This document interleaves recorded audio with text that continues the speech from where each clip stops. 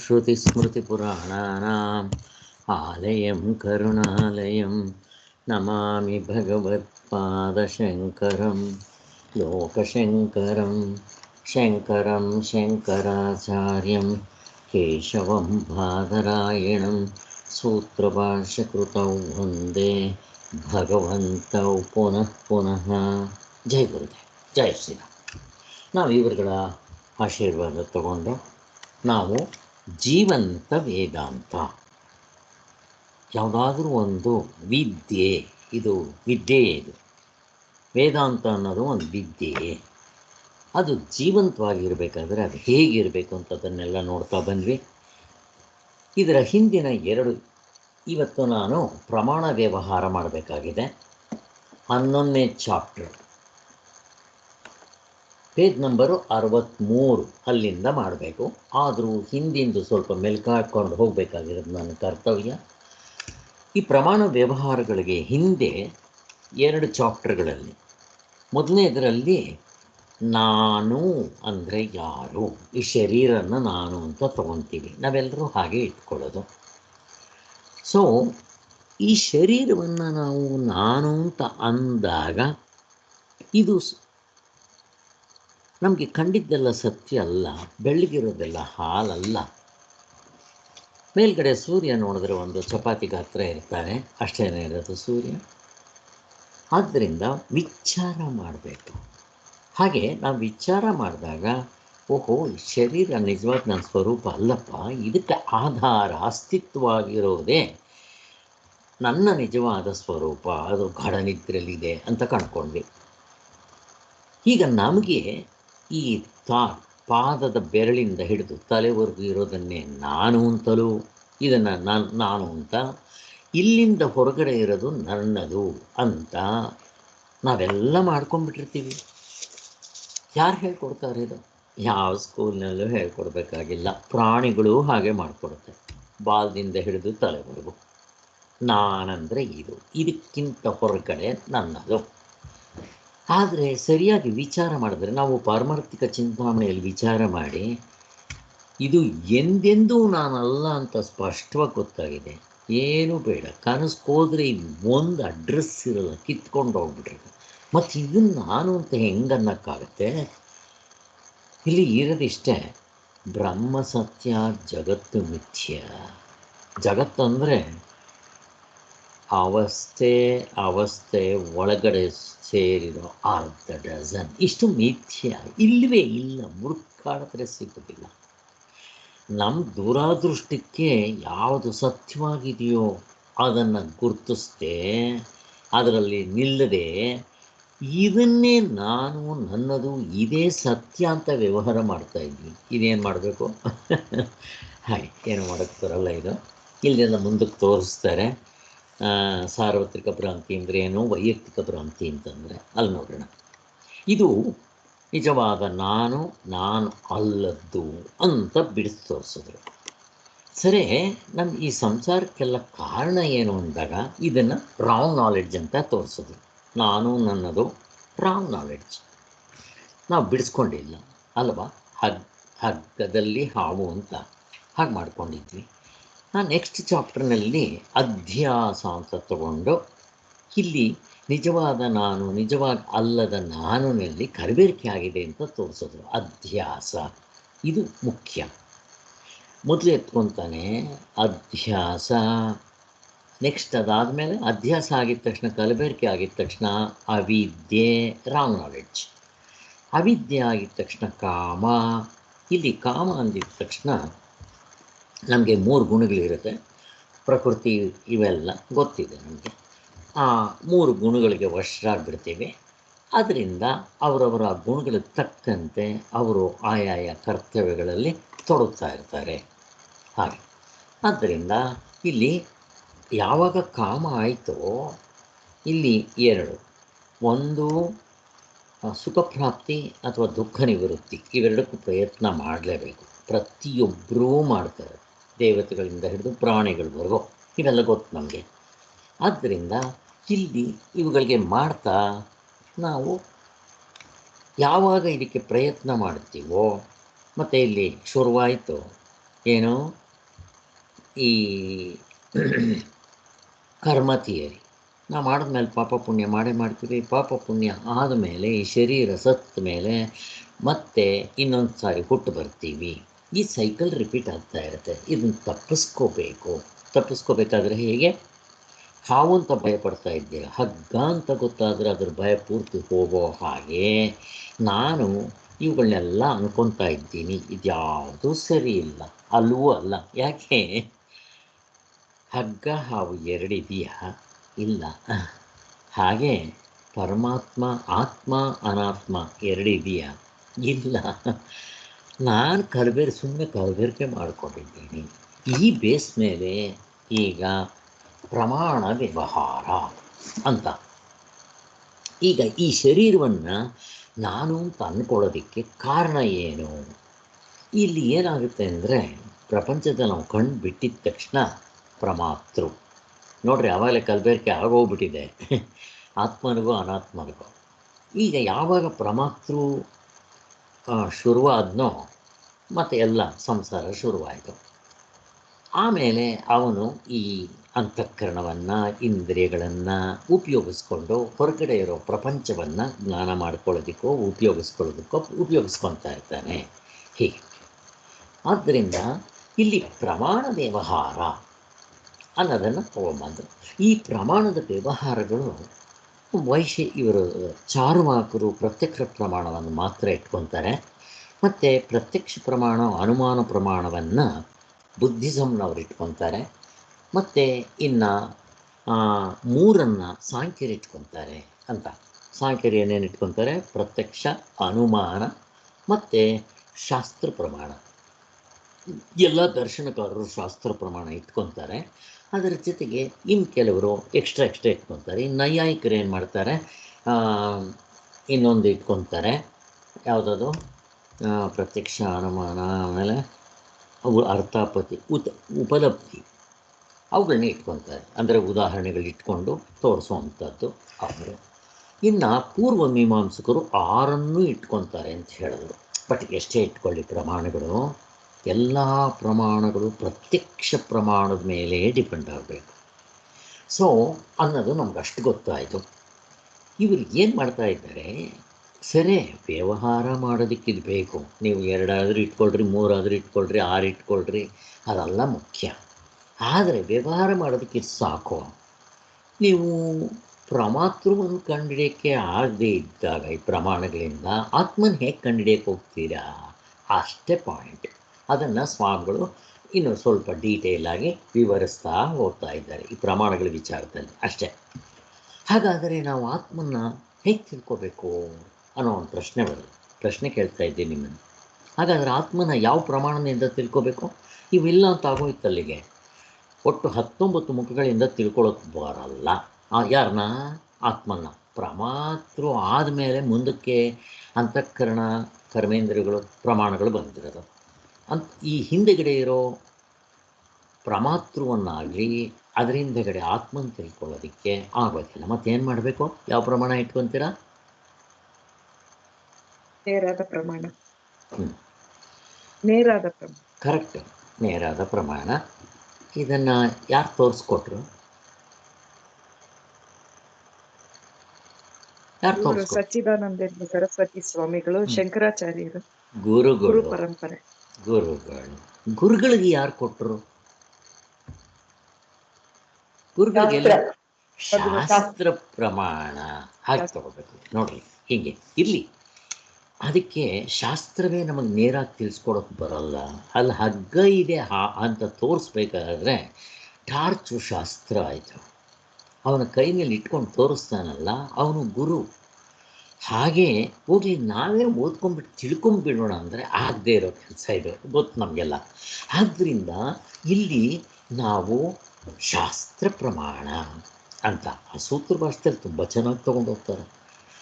ಅಲ್ಲಿ ಮೊದಲನೇ ಸೂತ್ರದಲ್ಲಿ ಅಥಾತೋ ಬ್ರಹ್ಮ ಜಿಜ್ಞಾಸ, ಮೊದಲನೇ ಸೂತ್ರ. ಒಟ್ಟು 555 ಸೂತ್ರಗಳಿದೆ, ತುಂಬ ಚಿಕ್ಕದು, ಇಷ್ಟಿಷ್ಟೇ. ಇವಾಗ ಹೇಳಿದ್ನಲ್ಲ, ಅಥಾತೋ ಬ್ರಹ್ಮ ಜಿಜ್ಞಾಸ, ಆಮೇಲೆ ಬ್ರಹ್ಮಯೋನಿತ್ವಾತ್, ಶಾಸ್ತ್ರಯೋನಿತ್ವಾತ್, ಹೀಗೆ ಈ ಥರದ್ದೇ ಎಲ್ಲ ಅದರಲ್ಲಿ ತುಂಬ ಕಡಿಮೆ ವರ್ಡ್ಗಳಿರಬೇಕು, ತುಂಬ ಬ್ರಾಡಾಗಿ ಅದಕ್ಕೆ ಅರ್ಥಗಳಿರಬೇಕು. ಹೀಗೆ ಸೊ ಹಾಗೆ ಮೊದಲನೇದರಲ್ಲಿ ಅಥಾತೋ ಬ್ರಹ್ಮ ಜಿಜ್ಞಾಸ, ಅದು ಆದ ನಂತರ ಬ್ರಹ್ಮ ಜಿಜ್ಞಾಸೆ ಯಾವುದಾದ ನಂತರ ಧರ್ಮ ಜಿಜ್ಞಾಸೆ ಆದಮೇಲೆ ಅಲ್ಲ ಅಂತಾರೆ. ನೋಡ್ರಿ, ನಿಮಗೆ ಧರ್ಮ ಜಿಜ್ಞಾಸೆಯಲ್ಲಿ ಆತ್ಮ ಅಂತ ಕೂಡ ಅವ್ರು ಎತ್ತುತ್ತಾರೋ ಇಲ್ವೋ, ಎಲ್ಲ ಧರ್ಮದ ವಿಚಾರ ಹೇಳ್ತಾರೆ, ಅದು ಬೇಕು. ಈಗ ಎಲ್ಲ ಧರ್ಮಗಳಲ್ಲೂ ಈ ಧರ್ಮ ಜಿಜ್ಞಾಸೆ ಹೇಳಿರೋದಿರುತ್ತೆ, ಬಟ್ ನಮ್ಮಷ್ಟು ಡೀಟೇಲ್ ಆಗಿರೋಲ್ಲ. ಏನೋ ಸತ್ಯವನ್ನು ಹೇಳ್ರಿ, ಹಿಂಸೆ ಮಾಡಬೇಡ್ರಿ, ಇಷ್ಟು ಈ ಥರದ್ದೆಲ್ಲ ಇರುತ್ತೆ, ಆ ಯಮ ನಿಯಮಗಳದ್ದು ಅಷ್ಟು ಮಾತ್ರ. ಸೊ ಆ ಬ್ರಹ್ಮ ಜಿಜ್ಞಾಸೆ ಅಂತನ್ನೋದು ಸ್ಪೆಷಾಲಿಟಿ ನಮ್ಮ ವೇದಾಂತ, ವೇದಗಳ ಕೊನೆ. ಆದ್ದರಿಂದ ಹಾಗಾದರೆ ಕರ್ಮಕಾಂಡ ಆದಮೇಲೆ ಮಾಡಬೇಕಾ ಅಥವಾ ವೇದಗಳನ್ನೆಲ್ಲ ಓದ್ಕೊಂಡು ಮಾಡಬೇಕಂದ್ರೆ ಅಲ್ಲ. ಹೋಗಲಿ, ಕರ್ಮಕಾಂಡದಲ್ಲಿರೋ ಎಲ್ಲ ಯಾಗ ಯಜ್ಞ ಹೋಮ ಹವನಗಳನ್ನೆಲ್ಲ ಮಾಡಿಕೊಂಡು ಆಮೇಲೆ ಬ್ರಹ್ಮ ಜಿಜ್ಞಾಸೆಗೆ ಬರಬೇಕಾ? ಅಲ್ಲ. ಉಪಾಸನೆ ಮಾಡ್ಕೊಂಡು ಬರಬೇಕಾ? ಅಲ್ಲ. ಮತ್ತೇನಂತ ಸಾಧನ ಚತುಷ್ಟಯ ಮುಗಿದೋಯ್ತು. ಯಾರಪ್ಪಂದು ಸಾಧನ ಚತುಷ್ಟಯ? ನೀವೇನಾದರೂ ಹೇಳ್ರಿ ಕರ್ಮಕಾಂಡ ಹೋಗ್ರಿ ನಿಮ್ಮ ಹಿಂದೂಗಳದು ಅಂತಾರೆ, ಏನೋ ಒಂದು ಹೇಳ್ತಾರೆ. ಧರ್ಮ ಜಿಜ್ಞಾಸ ಅಂದರೆ ಮತ್ತೆ ಜಗಳ, ಅವ್ರದ್ದು ಬೇರೆ ಇವ್ರದ್ದು ಬೇರೆ ನಮ್ಮದು ಬೇರೆ ಅಂತ. ಸಾಧನ ಚತುಷ್ಟಯ ನಿತ್ಯಾನಿತ್ಯ ವಸ್ತು ವಿವೇಕ, ಇವು ನಾಲ್ಕು ಯಾರಿಗೆ ಸೇರುತ್ತೆ ಹೇಳ್ರಿ? ಯಾವ ಜನ ಜಾತಿ ಹೇಗೆ ತೊಗೊಂಬರ್ತಾರೆ ನೋಡಿ. ಇದು ಒಂದು ಜಾತಿಗೆ ಕುಲಕ್ಕೆ ಗೋತ್ರಕ್ಕೆ ಮಾಡಿರೋದಲ್ಲ. ಈವನ್ ದೇವತೆಗಳಿಂದ ಹಿಡಿದು ಮನುಷ್ಯರವರೆಗೂ ಪ್ರತಿಯೊಬ್ಬರಿಗೂ ಆಗುತ್ತೆ. ಯಕ್ಷ ಗಂಧರ್ವರು ರಾಕ್ಷಸರು ಎಲ್ಲ ಹಾಗೆ ತೊಗೊಂಬರುತ್ತೆ. ಅದಾದಮೇಲೆ ಆಯ್ತಪ್ಪ ಬ್ರಹ್ಮ ಜಿಜ್ಞಾಸೆ ಮಾಡಿದ್ರೆ ಆಯಿತು. ಅಥಾತೋ ಬ್ರಹ್ಮ ಜಿಜ್ಞಾಸ ಯಾವುದಾದ್ಮೇಲೆ ಸಾಧನ ಚತುಷ್ಟಯ ಆ ಯೋಗ್ಯತೆ ಇರಬೇಕು, ಕ್ವಾಲಿಫಿಕೇಷನ್ ಆಯಿತು. ಈಗ ಆ ಬ್ರಹ್ಮನ್ನ ಜಿಜ್ಞಾಸೆ ಮಾಡಬೇಕು. ಎಂಥ ಬ್ರಹ್ಮ? ಮತ್ತೆ ಪ್ರಶ್ನೆ ಬರುತ್ತೆ. ಆವಾಗ ನಾವೇನು ಮಾಡ್ತೀವಿ? ಕೈಲಾಸದಲ್ಲಿರೋ ಬ್ರಹ್ಮ, ವೈಕುಂಠದಲ್ಲಿರೋ ಬ್ರಹ್ಮ, ಮತ್ತೆ ಜಗಳ ಹೇಗೆ ತೊಗೊಂಬರ್ತಾರೆ ನೋಡ್ರಿ. ಅದಕ್ಕೋಸ್ಕರ ಬ್ರಹ್ಮಯೋನಿತ್ವಾತ್, ಯಾವ ಬ್ರಹ್ಮನಿಂದ ಪ್ರಪಂಚ ಸೃಷ್ಟಿ ಆಯಿತೋ ಆ ಬ್ರಹ್ಮನ ಜಿಜ್ಞಾಸೆ ಮಾಡಬೇಕಪ್ಪ. ಹೇಗೆ ತೊಗೊಂಬರ್ತಾರೆ ನೋಡ್ರಿ. ಇದು ಅರ್ಥ ಆದರೆ, ಸರಿಯಾಗಿ ಅರ್ಥ ಮಾಡಿಕೊಂಡ್ರೆ ಪುಣ್ಯಂಗಾಗುತ್ತೆ. ಹಾಗೆ ಹೇಳಿಬಿಟ್ಟಿದ ತಕ್ಷಣ ಸರಿ, ಈ ಬ್ರಹ್ಮ ಜಿಜ್ಞಾಸೆಯನ್ನು ಹೇಳ್ಕೊಡೋರು ಯಾರು? ಗುರು, ಅಫ್ಕೋರ್ಸ್. ಇದು ಅವನಿಗೆ ಎಲ್ಲಿಂದ ಬರುತ್ತೆ? ಶಾಸ್ತ್ರ ಯೋನಿತ್ವಾತ್. ಹಿಂಗೆ ತೊಗೊಂಬರ್ತಾರೆ. ಇಲ್ಲಿ ಪ್ರಮಾಣಗಳು ಅಂದಾಗ ನಾವು ಮೊನ್ನೆ ತುಂಬ ಚೆನ್ನಾಗಿ ತೊಗೊಂಬಂದ್ವಿ, ನಿಮಗೆ ನೆನಪಿರಬೇಕು. ಅಲ್ಲಿ ಇದರಲ್ಲೇ ಪ್ರಮಾಣಗಳು ಅಂತ ಅಂದಾಗ ನಾವು ಈ ಈಶ್ವರ ಪ್ರಮಾಣನ, ಅಥವಾ ಈಶ್ವರನೇ ಬರೆದಿದ್ದಾನ, ಅಥವಾ ಈಶ್ವರನ ಶಿಷ್ಯ ಬರೆದ್ನ, ಅಥವಾ ಈಶ್ವರ ಅವನಿಗೆ ಶಕ್ತಿ ಕೊಟ್ಟು ಬರೆಸೋದ್ನ, ಹೀಗೆಲ್ಲ ಬಂತು. ಕೊನೆಗೆ ನಿಮ್ಮ ವೇದ ಏನಪ್ಪ ಅಂತಂದಾಗ ಇವರು ಅಪೌರುಷೇಯ ಅಂತ ಪೂರ್ವಮೀಮಾಂಸಕರು ಜಾರ್ಕೊಂಡ್ಬಿಟ್ರು. ಅಪೌರುಷೇಯ ಅಂತಂದರೆ ಮನುಷ್ಯ ಮಾಡಿರೋದಲ್ಲ. ನೀವು ಯಾವುದೇ ತೊಗೊಳ್ರಿ, ಎಲ್ಲ ಮನುಷ್ಯ ಮಾಡಿರೋದು. ಈಗ ನಿಮ್ಮ ಭಾಗವತ ಮನುಷ್ಯ ಮಾಡಿರೋದು, ಭಾಗವತ ಆಗಲಿ ಭಗವದ್ಗೀತೆ ಸ್ಮೃತಿ ಅಂತಾರೆ ಇರಲಿ. ಆದ್ದರಿಂದ ಇನ್ನು ಮಿಕ್ಕಿರೋದಕ್ಕೆಲ್ಲ ಒಬ್ಬೊಬ್ಬ ಇದ್ದಾನೆ. ಅವನದೇನೋ ಕೆಟ್ಟದ್ದೆಲ್ಲ ಸೇರಿಸ್ಕೊಂಡು, ಒಳ್ಳೆಯದೋ ಕೆಟ್ಟದ್ದೋ ಎಲ್ಲ ಸೇರಿಸ್ಕೊಂಡು ಬರ್ತಿರ್ಬೋದು. ಅಪೌರುಷೇಯ ಅಂತಂದರೆ ಆ ಕ್ವಶ್ಚನ್ನೇ ಬರೋಲ್ವಲ್ಲ. ಆಶ್ಚರ್ಯ ಸ್ವಾಮಿ, ಯಾವನು ಇಲ್ಲದೆ ಅದು ಹೆಂಗೆ ಬಿಟ್ಟುಬಿಡುತ್ತದೋ ಅನ್ನೋ ಒಂದು ಪ್ರಶ್ನೆ ಬರುತ್ತೆ. ಅವ್ರು ಜಾರಬಂಡಿ ಜಾರ್ತಾರೆ ಪೂರ್ವಮೀಮಾಂಸಕರು ಅನ್ನೋದು ತೋರಿಸೋದು, ಏನೇನೋ ಉತ್ತರ ಕೊಡ್ತಾರೆ ಅವರು, ಸರಿಯಲ್ಲ ಅಂತ. ಸೊ ಹಾಗಾದರೆ ನಮ್ಮ ಶಂಕರಾಚಾರ್ಯ ಹೇಗೆ ತೋರಿಸ್ತಾರೆ ನೋಡ್ರಿ? ಸೇಮ್ ವೇದನೆ ಇಟ್ಕೊಂಡಿರೋದು, ಅವ್ರು ಇಟ್ಕೊಂಡು ತೋರಿಸೋದಕ್ಕೂ ಶಂಕರಾಚಾರ್ಯ ತೋರಿಸೋದಕ್ಕೂ ವ್ಯತ್ಯಾಸ. ಶಂಕರಾಚಾರ್ಯ ಹೆಂಗೆ ತೋರಿಸ್ತಾರೆ? ಪ್ರಶ್ನೆ ಕೇಳ್ತಾ ಇದ್ದೀನಿ, ಯಾರಾದರೂ ಹೇಳ್ರಿ. ಈಗ ಅಪೌರುಷೇಯನು ಹೊಂದೋದಿಲ್ಲ, ಈಶ್ವರ ಅನ್ನೋದು ಹೊಂದೋದಿಲ್ಲ. ಬೇರೆ ಧರ್ಮದವ್ರು ಹೇಳಿದ್ದು ಈಶ್ವರನ ಶಿಷ್ಯ ಬರೆದು ಅಂದರೂ ಆಗಲ್ಲ. ಈಗೆಲ್ಲ ಆದಮೇಲೆ ನಿಮ್ಮ ಶಂಕರಾಚಾರ್ಯರು ವೇದಗಳನ್ನ ಬಿಡೋಂಗಿಲ್ಲ, ಆದರೆ ತೋರಿಸ್ಬೇಕು. ಹೇಗೆ ಮಾಡ್ತಾರೆ? ಅನುಭವದಿಂದ ಸಾರ್ವತ್ರಿಕ. ಇದು ನಿಜ. ಹೇಗೆ ಕರ್ಮಕಾಂಡ ಉಪಾಸನಾ ಕಾಂಡಕ್ಕೆ ಶಾಸ್ತ್ರವೇ ಯೋನಿ, ಶಾಸ್ತ್ರವೇ ತಿಳಿಸ್ಕೊಡ್ಬೇಕು. ಅಲ್ಲಿ ನಂಬಿಕೆ, ಶ್ರದ್ಧೆ, ಭಕ್ತಿ, ಸುಮ್ಮನೆ ಬ್ಲೈಂಡಾಗಿ ನಂಬ್ಕೋಬೇಕು. ಹಾಗೆ ನಿಮ್ಮ ಜ್ಞಾನಕಾಂಡಕ್ಕೂ ನಂಬ್ಕೋಬೇಕು.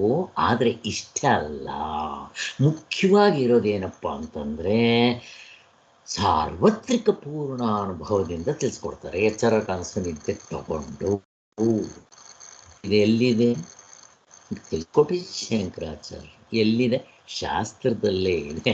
ಅವರು ನೋಡೋಕ್ಕೆ ಬರಲಿಲ್ಲ ಅಷ್ಟೇ. ಅದಕ್ಕೆ ಅವರು ಇದು ಅಪೌರುಷ ಅಂತೆಲ್ಲ ಜಾರಬಂಡಿ ಜಾರ್ಕೊಂಡ್ರು. ಅಪೌರುಷ ಅಂದಿದ ತಕ್ಷಣ ನಂಬಕ್ಕೆ ಬರುತ್ತಾ? ಈಗಿನ ಸೈಂಟಿಸ್ಟ್ಗಳು ಯಾರೂ ಇಲ್ಲದೆ ಹಂಗಂಗೆ ಬಂದ್ಬಿಡ್ತು ಅಂದರೆ ಅವನು ನಂಬೋದಿಲ್ಲ. ಈಗಿನ ಹುಡುಗರು ಅದನ್ನೇ ಹೇಳಿ ಸ್ವಾಮಿಗಳು, ಸೈನ್ಸ್ ಅನ್ನೋದು ನಮ್ಗೆ ಇವಾಗ ಕೇಳುತ್ತೆ. ಯಾಕೆ, ಹೇಗೆ, ಪ್ರೂವ್ ಮಾಡು ಅಂತ ಹೇಳುತ್ತೆ. ಅವಾಗೇನು ಮಾಡ್ತೀರಾ? ಆದ್ದರಿಂದ ಸಾರ್ವತ್ರಿಕ ಪೂರ್ಣ ಅನುಭವದಿಂದ ಅದೇನು ಶಂಕರಾಚಾರ್ಯರೇ ಇಮ್ಯಾಜಿನ್ ಮಾಡ್ಕೊಂಡು ಹೇಳಿದ್ದ ಅಲ್ಲ. ಮಾಂಡಿಕ್ಯ ಉಪನಿಷತ್ತು, ಆಮೇಲೆ ಇದು ಪ್ರಶ್ನೋಪನಿಷತ್ತು, ಆಮೇಲೆ ಬೃಹದಾರಣಿಕ ಉಪನಿಷತ್ತು, ಗೌಡಪಾದರ ಕಾರಿಕೆ ಎಲ್ಲವೂ ತೋರಿಸ್ತಾ ಇದೆ ಇದು. ಆದ್ದರಿಂದ ಇದಕ್ಕೆ ಶಾಸ್ತ್ರವೇ ಪ್ರಮಾಣ ಅಂತ ತೋರಿಸಿ ಅದರ ಜೊತೆಗೆ ಸಾರ್ವತ್ರಿಕ ಪೂರ್ಣ ಅನುಭವ ಮತ್ತು ಯುಕ್ತಿ ಸೇರಿಸ್ತಾರೆ. ತರ್ಕ, ಎಂಥ ತರ್ಕ? ಅದು ಕೂಡ ಮೊನ್ನೆ ಎಲ್ಲ ಇದ್ರ ಹಿಂದೆಗಡೆನೆ ಮಾಡಿದ್ದಾಯಿತು. ಕುತರ್ಕ, ಜಲ್ಪತರ್ಕ ಅಲ್ಲ, ಅನುಭವ ಗಮ್ಯವಾದ ತರ್ಕ, ಶಾಸ್ತ್ರಯುಕ್ತವಾದ ತರ್ಕ ಅಂತ ತೋರಿಸಿದೆ.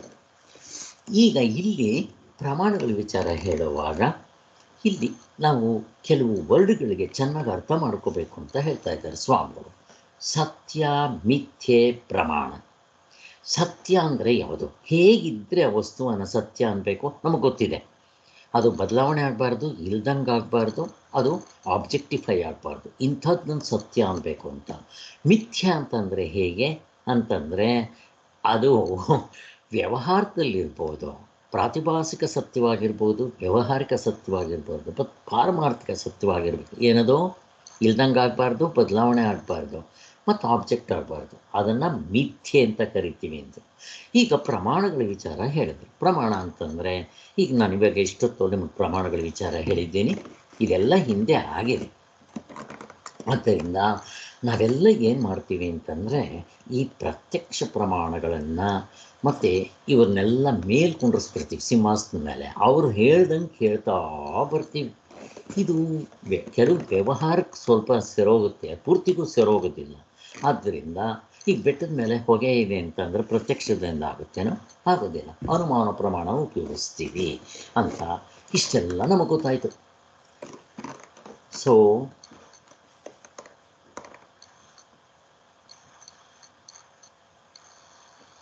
ಪ್ರತ್ಯಕ್ಷ ಹೇಳಿದ್ದು ಸತ್ಯವಾಗಿದೆ ಅನ್ನೋದಕ್ಕೆ ಏನಿದೆ ಆಧಾರ?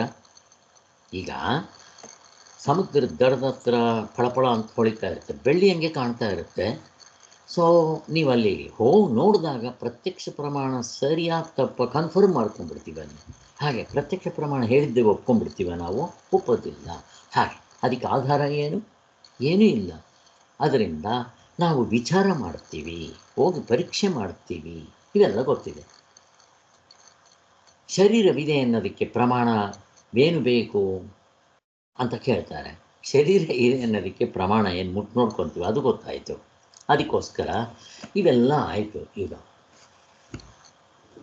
ಈ ಪ್ರತ್ಯಕ್ಷ ಪ್ರಮಾಣಗಳೇ ಹಿಂಗೆ ಅಲ್ಲಾಡ್ತಾ ಇದ್ದಾಗ ಅದು ಆದಮೇಲೆ ನೆಕ್ಸ್ಟ್ ಅನುಮಾನ ಪ್ರಮಾಣ ಇನ್ನೆಂಗೆ ಅಲ್ಲಾಡಬೇಕು? ತುಂಬ ಎಲ್ಲವೂ ಅಲ್ಲಾಡುತ್ತೆ ಅಂತ ಕೂಡ ತೋರಿಸ್ಕೊಟ್ರು. ಆದ್ದರಿಂದ ಈ ಪ್ರಮಾಣಗಳಿಂದ ನೀವು ಆತ್ಮನ ಹುಡ್ಕೋಕ್ಕೆ ಹೋದರೆ ಸಿಗೋದಿಲ್ಲ.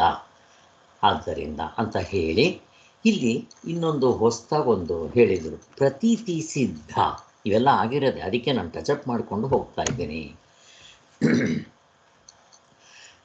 ಮತ್ತು ಈ ಯಾವುದೇ ನಮಗೆ ನಿಜ ಅಂತ ಅನ್ನಿಸ್ಲಿ ತಾತ್ಕಾಲಿಕವಾಗಿ, ಅದನ್ನು ವಿಚಾರ ಮಾಡಿದ್ರೆ ಅದನ್ನು ಹೊಡೆದಾಕ್ಬಿಟ್ಟು ನಿಜವಾಗಿರೋದು ನಮಗೆ ಗೊತ್ತಾಗ್ಬಿಡುತ್ತೆ. ಇವಾಗ ಹಾವು ಸತ್ಯ ಅಂದ್ಕೊಂಡಿದ್ದೀನಿ, ವಿಚಾರ ಮಾಡಿ ಮತ್ತೆ ಸ್ವಲ್ಪ ನೋಡಿಕೊಂಡಾಗ ಹಗ್ಗ ಸತ್ಯ ಅಂತ ಅದನ್ನು ಹೊಡೆದಾಕುತ್ತಲ್ಲ. ಹಾಗೆ ಈಗ ಕನಸು ಕಾಣುವಾಗ ಅದು ಸತ್ಯವಾಗಿ ಕಾಣ್ತಾ ಇರುತ್ತೆ, ಎದ್ದಿದ ತಕ್ಷಣ ಅವೆಲ್ಲ ಸುಳ್ಳು ಅಂತ ಹೊಡೆದಾಕುತ್ತಲ್ಲ, ಹಾಗೆ ಆ ಥರ ಆಗ್ತಾ ಇರುತ್ತೆ. ಆದ್ದರಿಂದ ಇಲ್ಲಿ ಪ್ರತೀತಿ ಸಿದ್ಧ ಅಂತ ಈ ಸ್ವಾಮಿಗಳು ಇಲ್ಲಿ ಹೇಳ್ತಾ ಇದ್ದಾರೆ. ಪ್ರತೀತಿ ಸಿದ್ಧ ಅಂದರೆ ಏನು ಅಂತಂದರೆ, ಈಗ ನಾನು ಹಾವು ಅಂತ ಹೆದರ್ಕೊತಾ ಇದ್ದೇನೆ, ಆ ಹಗ್ಗದಲ್ಲಿ ಹಾವು ಅಂತ ಭ್ರಮೆ ಮಾಡ್ಕೊಂಡಿದ್ನಲ್ಲ, ನಿಜವಾದ ಹಾವಲ್ಲ ಆ ಭ್ರಮೆ, ಅದನ್ನು ಪ್ರತೀತಿ ಅಂತಾರೆ. ಅಂದರೆ ಈ ಪ್ರತೀತಿ ಅನ್ನೋದು ಮೋಸ್ಟ್ಲಿ ಪ್ರಾತಿಭಾಸಿಕ ಸತ್ಯ ಅಂತೀವಲ್ಲ, ಅದರಿಂದ ಬಂದಿದೆ. ಸೊ ಈಗ ನಮ್ಮ ಶರೀರ ಹೊರಗಡೆ ಹೋಗ್ತೀನಿ, ನೆರಳು ಬೀಳುತ್ತೆ, ಅದನ್ನು ಆ ನೆರಳನ್ನು ಪ್ರತೀತಿ ಸಿದ್ಧ ಪ್ರತೀತಿ ಅಂತಾರೆ. ಹಾಗೆ ಸೊ ಹೀಗೆ ಇವೆಲ್ಲ ಹೇಳ್ತಾರೆ, ಪ್ರತೀತಿ ಸಿದ್ಧ ಅಂತ ಹೇಳ್ತಾರೆ. ಈವನ್ ನಮ್ಮ ಪ್ರಮಾತೃವನ್ನೂ ಕೂಡ ಪ್ರತೀತಿ ಸಿದ್ಧ ಅಂತಲೇ ಕರೀತಾರೆ. ಯಾಕೆ ಅಂದರೆ ಅದು ನಿಜವಾಗ್ಲೂ ಇಲ್ಲದೆ ಇರೋದು. ನೀವು ಆ ದೃಷ್ಟಿಯಿಂದ ನೋಡಿದ್ರೆ ಪ್ರಮಾತೃ ಆಯ್ತಲ್ಲ, ಅವಸ್ಥೆಗಳು ನಂಗೆ ಕರೆಯೋಕ್ಕೆ ಬರೋದಿಲ್ಲ. ಬೇಕಾದರೆ ನೀವು ಅಲ್ಲ, ಅದನ್ನು ಹಾಗೆ ಕರಿಬೋದು. ಅವಸ್ಥೆ ಆತ್ಮನ ಬಿಟ್ಟು ಮಿಕ್ಕಿರೋದೆಲ್ಲ ಪ್ರತೀತಿ ಸಿದ್ಧ ಅಂತಲೇ ಹೇಳ್ಬೋದು. ಈಗ ನಾವು ನೆರಳನ್ನು ಸತ್ಯ ಅನ್ಕೊತೀವೇನೋ, ಅಂದ್ಕೊಳ್ಳಲ್ಲ. ಹಾಗೆ ಆತ್ಮ ಸತ್ಯ, ಮಿಕ್ಕಿರೋದೆಲ್ಲ ಅಸತ್ಯ ಅಂತೀವಿ. ಈ ಅಸತ್ಯ ಅನ್ನೋದನ್ನೇ ಇವರು ಪ್ರತೀತಿ ಸಿದ್ಧ ಅಂತ ಇದ್ದಾರೆ. ಪ್ರಾತಿಭಾಸಿಕ ಸತ್ಯ ಅಥವಾ ವ್ಯಾವಹಾರಿಕ ಸತ್ಯ. ಹಾಗೆ ಈವನ್ ಪ್ರಮಾತೃವನ್ನು ಕೂಡ ಪ್ರತೀತಿ ಸಿದ್ಧ ಅಂತಾರೆ. ಜೊತೆಗೆ ಅವಸ್ಥೆಗಳು ಇವುಗಳೆಲ್ಲವನ್ನು ಪ್ರತೀತಿ ಸಿದ್ಧ ಅಂತಲೇ ಕರಿಬೋದು.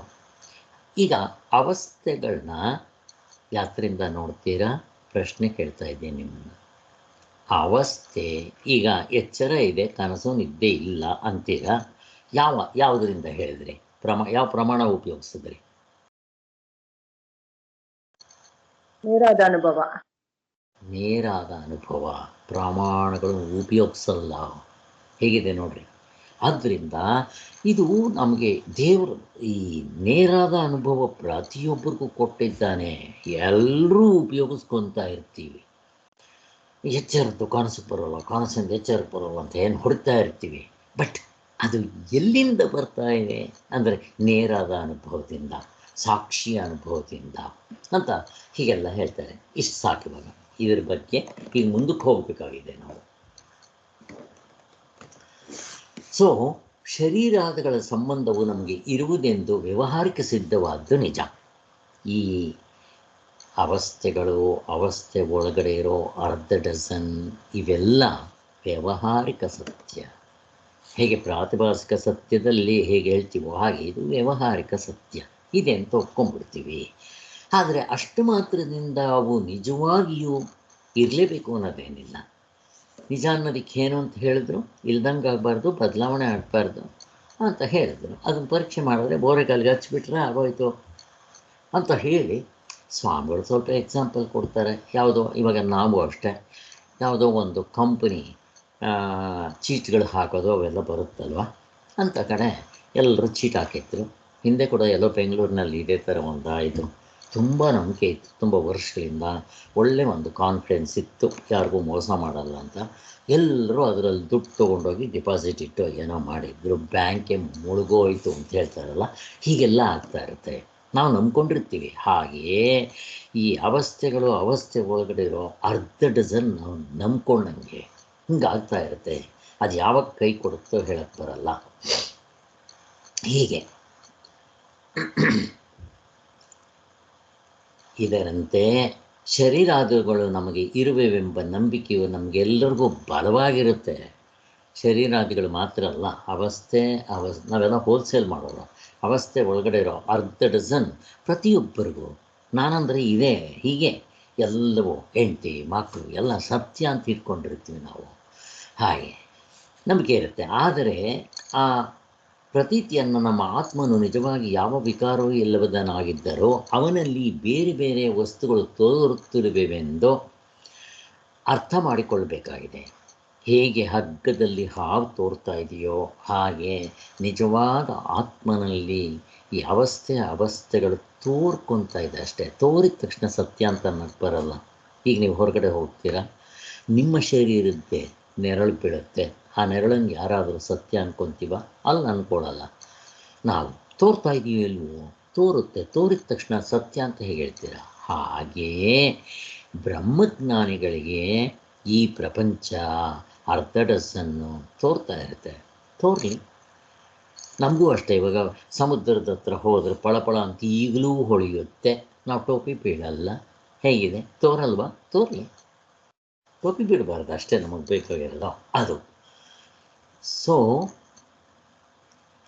ಈ ಹೀಗೆ ಮತ್ತೊಂದು ದೇಹವು ಬರುವುದೆಂಬುದನ್ನು ತಿಳಿಬೇಕು. ಇದಕ್ಕೇನು ಪುನರ್ಜನ್ಮ ಆದಮೇಲೆ ನೋಡ್ಕೋಬೇಕು, ಹೆಂಗೆ ನೋಡ್ಕೊಳ್ಳೋದು, ಇದೆಲ್ಲ ಪ್ರಶ್ನೆನೇ ಬೇಡ. ಪ್ರತಿ ದಿನಕ್ಕೆ ಎಷ್ಟೋ ಸರಿ 2-3 ಕನಸುಗಳಾಗುತ್ತೆ. ಆವಾಗ ನೋಡ್ಕೊಳ್ಳಿ. ಒಂದೊಂದು ಕನಸಿನಲ್ಲೂ ಬೇರೆ ಬೇರೆ ಶರೀರ, ಬೇರೆ ಅವಸ್ಥೆಗಳು, ಬೇರೆ ಶರೀರ, ಎಲ್ಲ ಅರ್ಧ ಡಜನ್ ಪೂರ್ತಿ ಬೇರೆ ಬೇರೆ ಆಗಿದೆ. ಮತ್ತು ನಾನು ಸತ್ಯ ಅಂದ್ಕೊಂಡಿರ್ತೀನಿ. ಎದ್ದ ಮೇಲೆ ನಮಗೆ ಗೊತ್ತಾಗುತ್ತೆ. ವಿವೇಕಿಗಳು ಇದರ ವಿಷಯದಲ್ಲಿ ಭ್ರಾಂತಿ ಯಾವತ್ತೂ ಮಾಡಿಕೊಳ್ಳಲ್ಲ ಅಂತ. ಹಾಗೆ ಭಗವದ್ಗೀತೆಯಲ್ಲೂ ಹೇಳಿದೆ, ನ ಜಾಯತೆ ಮ್ರಿಯತೆ ವಾ ಕದಾಚಿತ್ ಅಂತ. ನಮಗೆಲ್ಲ ಗೊತ್ತೇ ಇದೆ. ಆತ್ಮನು ಹುಟ್ಟೋದಿಲ್ಲ, ಸಾಯೋದಿಲ್ಲ, ಜನ್ಮರಹಿತನು, ಶಾಶ್ವತನು, ಪುರಾಣನು, ತುಂಬ ಹಳಬನು ಅಂತ ಅನ್ನೋ ಅರ್ಥದಲ್ಲೆಲ್ಲ ಹೇಳ್ತಾ ಇದ್ದಾರೆ. ಜನರಿಗೆ ಈ ನಿಜವನ್ನು ಕೇಳಿ ತಿಳಿದುಕೊಳ್ಳುವುದಕ್ಕೆ ಬೇಕಾದ ತಾಳ್ಮೆ ಇರೋದಿಲ್ಲ. ಅದೇ ಬಂದಿರೋದು. ಆದ್ದರಿಂದ ಈ ಸಂಸಾರವು ಸತ್ಯವೆಂದು, ಇಲ್ಲಿರುವ ಸುಖ ದುಃಖಗಳು ಪರಮಾರ್ಥವೆಂದು, ಸುಖ ಪ್ರಾಪ್ತಿಗೆ ದುಃಖ ನಿವೃತ್ತಿಗೂ ಪ್ರಯತ್ನಿಸುತ್ತಾ, ಆವಾಗಲೇ ಹೇಳಿದ್ವಲ್ಲ ಅದೇ ಎಲ್ಲ. ಸೊ ಈ ಸಂಸಾರವು ಬರೀ ತೋರಿಕೆ, ಇದ್ರ ಮಿಥ್ಯಾ ವಿಲಾಸ, ಮರಳಾಗಬೇಡ್ರಿ ಅಂತ ಯಾರಾದರೂ ಹೇಳಿದ್ರೆ ಆ ಜನ ಏನು ಅನ್ಕೊತಾರೆ ಗೊತ್ತಾ? ಇವರು ಹೇಡಿಗಳು. ಇವರು ಇದ್ದು ಈಸಬೇಕು, ಜಯಿಸಬೇಕು ಅಂತಿದೆ. ಇವರು ಸಂಸಾರ ಮಾಡೋಕ್ಕಾಗದೆ ನಧಮರು. ಅದಕ್ಕೋಸ್ಕರ ಇವರು ಇವೆಲ್ಲ ಸುಳ್ಳು, ಹಾಗೆ ಹೀಗೆ ಅಂತ ಹೇಳ್ತಾರೆ ಅಂತ ಜನ ಹಂಗೆ ಅಂತಾರೆ ಅಂತ ಹೇಳ್ತಾರೆ. ಆದ್ದರಿಂದ ಸಾಧುಗಳನ್ನು, ಸನ್ಯಾಸಿಗಳನ್ನ ಬೈತಾ ಇರ್ತಾರೆ, ನಿಜವನ್ನು ಹೇಳಬೇಡ್ರಿ, ಹಾಗಾದರೂ ನೀವು ನಿಮ್ಮ ಮಿತ್ರರು ಎಂಬುದೇ ಇವರ ವಾದವೆಂದು ಕಾಣುತ್ತದೆ. ಆದರೇನು, ಸತ್ಯಮೇವ ಜಯತೆ, ಯಾವತ್ತು ಸತ್ಯ ಜಯ ಸತ್ಯಕ್ಕೆ ಇರುತ್ತೆ, ಸತ್ಯವೇ ಗೆಲ್ಲುವುದು ಅನ್ನೋ ಉಪನಿಷತ್ ವಾಕ್ಯವೂ ಕೂಡ ನಮಗೆ ಹೆಚ್ಚು ಒಂದು ಶ್ರದ್ಧೆ ಕೊಡುತ್ತೆ. ಅದಕ್ಕೋಸ್ಕರ ಪರಮಾರ್ಥವೇ ಸತ್ಯವಾಗಿರುತ್ತೆ. ಸತ್ಯಂ ಜ್ಞಾನಂ ಅನಂತಂ ಬ್ರಹ್ಮ ಅಂತ ಕೂಡ ಹೇಳಿದೆ. ಆದ್ದರಿಂದ ನಾವೇನು ಮಾಡ್ತೀವಿ, ಈ ಪ್ರಮಾಣಗಳನ್ನ ತಗೊಂಡೋಗಿ ಸಿಂಹಾಸನ ಮೇಲೆ ಕೊಂಡಿಸ್ಬಿಡ್ತೀವಿ. ಅದು ಹೇಳ್ದಂಗೆ ಕೇಳ್ತಾ ಇರ್ತೀವಿ. ಇದಾಗಬಾರ್ದು ಅಷ್ಟೇ. ಶರೀರೇಂದ್ರ ಮನಸ್ಸುಗಳ ಆಧಾರದಿಂದ ಪ್ರತ್ಯಕ್ಷ ಪ್ರಮಾಣಕ್ಕೆ ಎಲ್ಲರ ಓಟು ಮತ ಬಂದುಬಿಡುತ್ತೆ. ಎಲ್ಲರೂ ಈ ಪ್ರತ್ಯಕ್ಷ ಪ್ರಮಾಣಗಳನ್ನೇ ನಂಬಬೇಕು ಅಂತ. ಎಲ್ಲರೂ ಅಂದರೆ ಯಾರೋ ನಮ್ಮ ಜನಗಳನ್ನೆಲ್ಲ ಹೇಳ್ತಾ ಇರೋದು, ದರ್ಶನಕಾರರೂ ಸೇರಿಸ್ಕೊಂಡು, ಪಂಡಿತರು, ಸಿದ್ಧ ಪುರುಷರು, ಹಾಗೆಲ್ಲ ಏನೇನೋ ಹೇಳ್ತಾರಲ್ಲ, ಮುಕ್ತರು ಏನೇನೋ ಹೇಳ್ತಾರಲ್ಲ, ಅವ್ರುಗಳು ಕೂಡ ಈ ಪ್ರಮಾಣಗಳನ್ನೇ ಇಟ್ಕೊಂಡಿರೋದು. ನೇರಾದ ಪ್ರಮಾಣ ಎಲ್ಲಿಟ್ಕೊಂಡಿದ್ದಾರೆ ಅವರು? ಈ 5 ಜನದಲ್ಲಿ ಯಾರೂ ಇಟ್ಕೊಂಡಿಲ್ಲ, ಉತ್ತರ ಮೀಮಾಂಸದವ್ರು ಬಿಟ್ಟರೆ. ಉತ್ತರ ಮೀಮಾಂಸ ಅಂದರೆ ಯಾವುದು? ವೇದಾಂತವನ್ನೇ ಇಟ್ಕೊಂಡಿರೋ ಅಂಥವ್ರನ್ನ ಉತ್ತರ ಮೀಮಾಂಸ ಅಂತಾರೆ. ಅವ್ರಿಗೆ ಬೇರೆ ಬಿಟ್ಬಿಟ್ಟಿದ್ದಾರೆ ಅಂತಲ್ಲ. ಸೊ ಮುಖ್ಯವಾಗಿ ಅವ್ರ ಚಿಂತನೆ ಡೀಲ್ ಮಾಡೋದು ಅದು. ಯಾಕೆ? ವೇದಾಂತ, ಅದು ಕೊನೆ ಅನ್ನೋದಕ್ಕೋಸ್ಕರ. ಇಲ್ಲಿ ವೇದಾಂತ ಅಂತಾರೆ. ಅದಕ್ಕೆ 2 ಅರ್ಥ ಉಂಟು.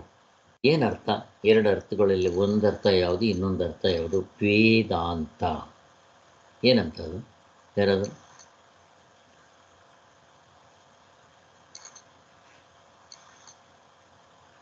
ಹಾಂ ಸರ್ ಒಂದು ಉಪನಿಷತ್ ಸರ್.